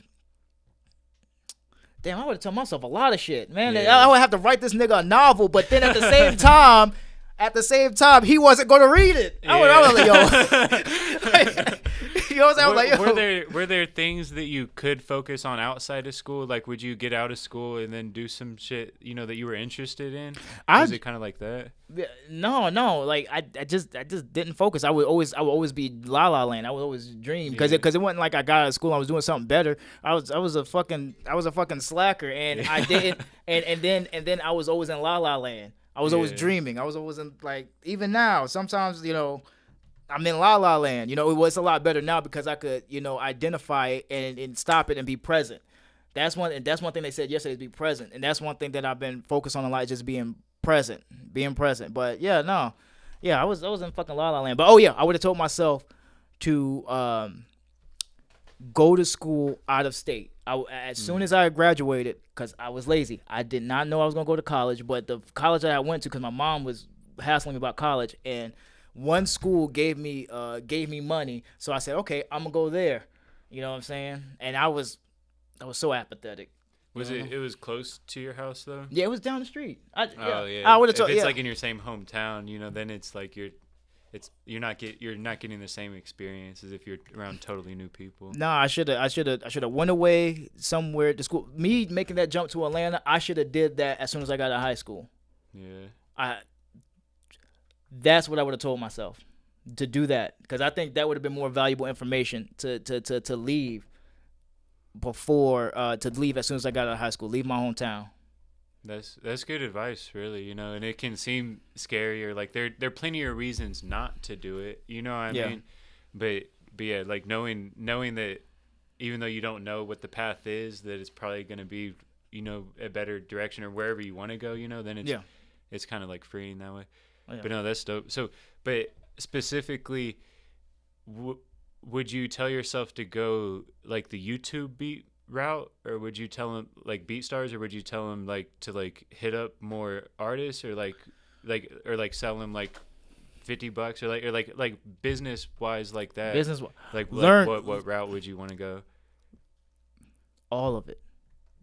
Yeah. All of it. Like I would have told them, hey, learn the business, learn how to make beats fast, and do all of it. Like do the BeatStars, but then develop my own relationships by hitting up other artists and producers. I would have said all of it. Like it wouldn't the route I went sucked, and that's why I'm not as successful as a producer. Like I'm a good engineer or whatnot, and I have success as an engineer, but as producer, what I initially wanted to do, I haven't, because I didn't do my business right, or I was too scared to show my beats to people. You know what I'm saying? Mm-hmm.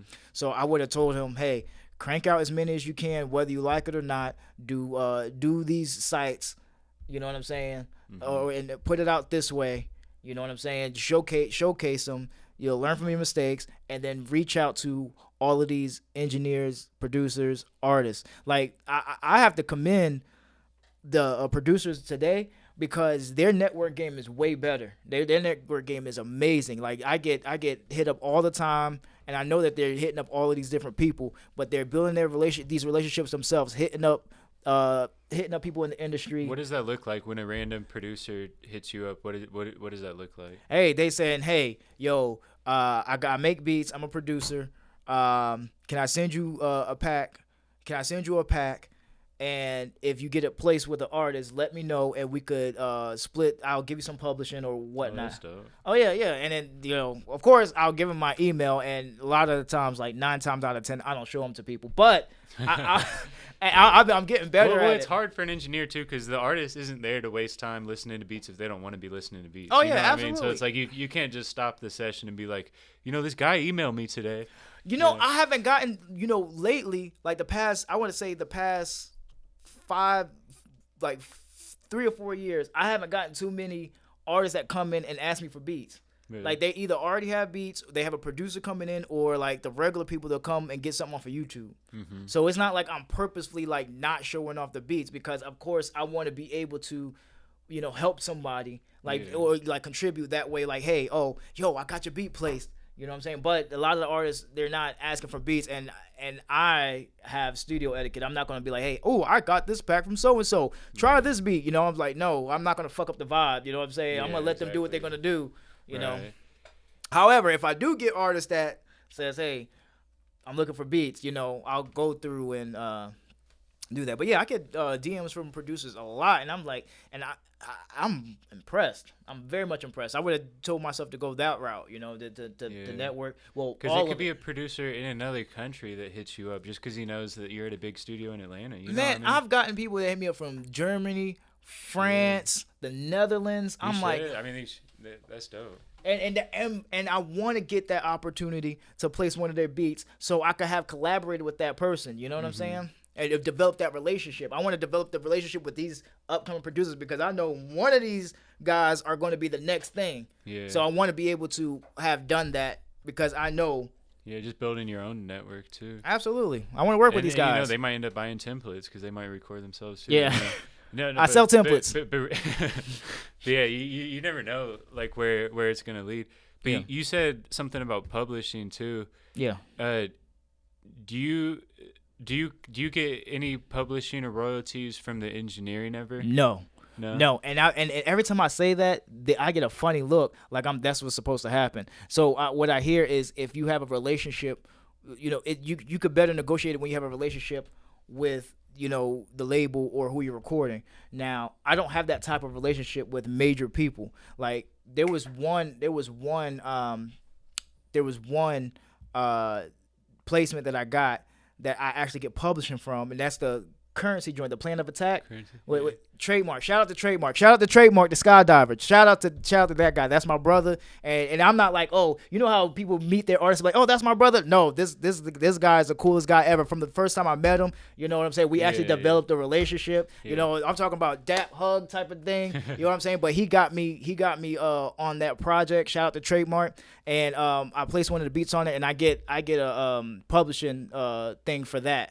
But that's the only thing. Oh, and couple of independent artists, like independent artists that I take the time out to develop relationships with. I would travel. Like there's one guy in South Carolina. I'll travel to go see him, and then I'll record him and stuff and mix his stuff, and then he'd be like, hey, I'm releasing this. Do you want some pub? And then it ain't. It's like fractions of a cent, but at the same time, the thought.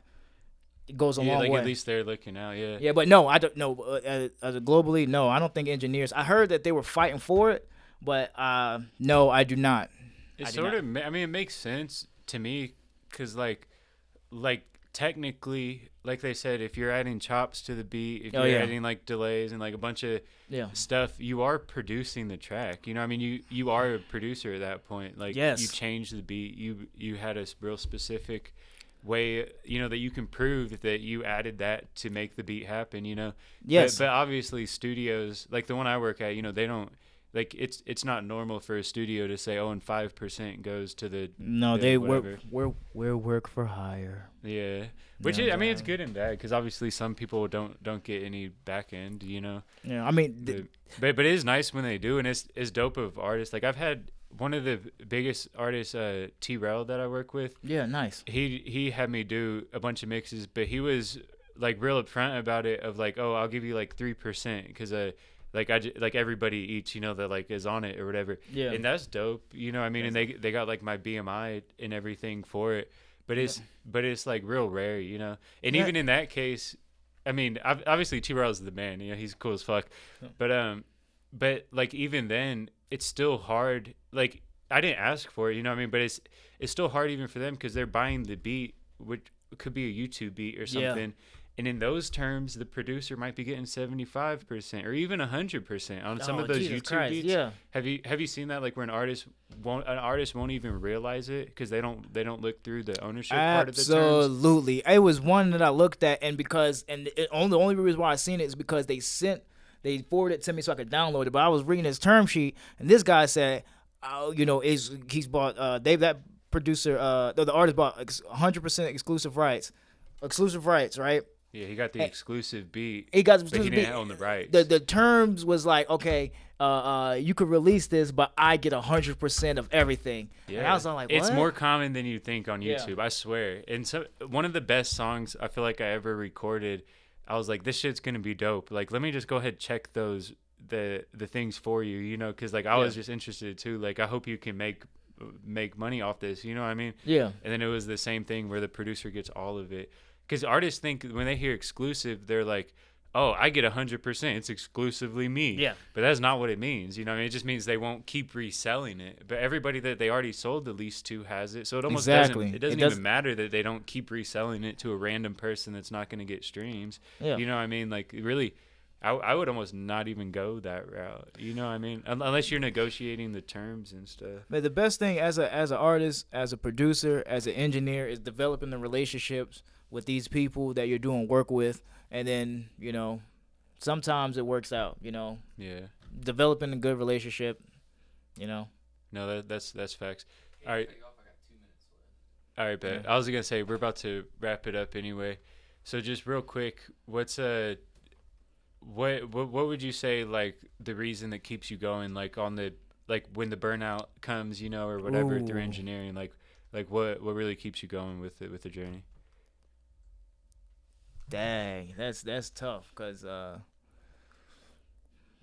the fact that I don't want to do anything else, and yeah, I'm kind of stuck in this because I don't want to get a regular job again, and I don't know because I want to say my love for it, but at the same time, usually those times I get burnt out, I fall out of love, and I'm gonna be quick about it, but I've read this thing where it's like don't follow your passion. You know what I'm saying? Because if you're super passionate about it, you could fall out of love with it. But whatever you're doing, you got to If you turn your passion to a day job, you might not like it. Absolutely. Yes. And sometimes it works out like that because I love music, but then working with someone who don't love it as much as I do or appreciate it as much as I do can be frustrating. But, the fact that, I'm already all in and I'm submersed in not even just, this as a job, but the culture. The culture. All right, I lied. I'll be on here lying. The culture, like meeting people like you or whatnot, meeting people and talking about it, talking about the gear and shit, or the technical stuff. Because sometimes when I take breaks and then talk to my fellow engineers, and my peers, or my mentors and stuff, it gets me hyped up again. Like the show we went to last night, the conference last night, that got me hyped up. I was like, oh yes. Yeah, like re-inspired a little bit. Like I went home and mixed a song. Really? I went home and mixed a song. Yeah. No, that's dope. Because it makes you think like, you could reach that level where it's 5K mixes and stuff. Yeah. All right. Last question that we ask everybody: How you what? Wait, what? How you what? Wait, what? How you what?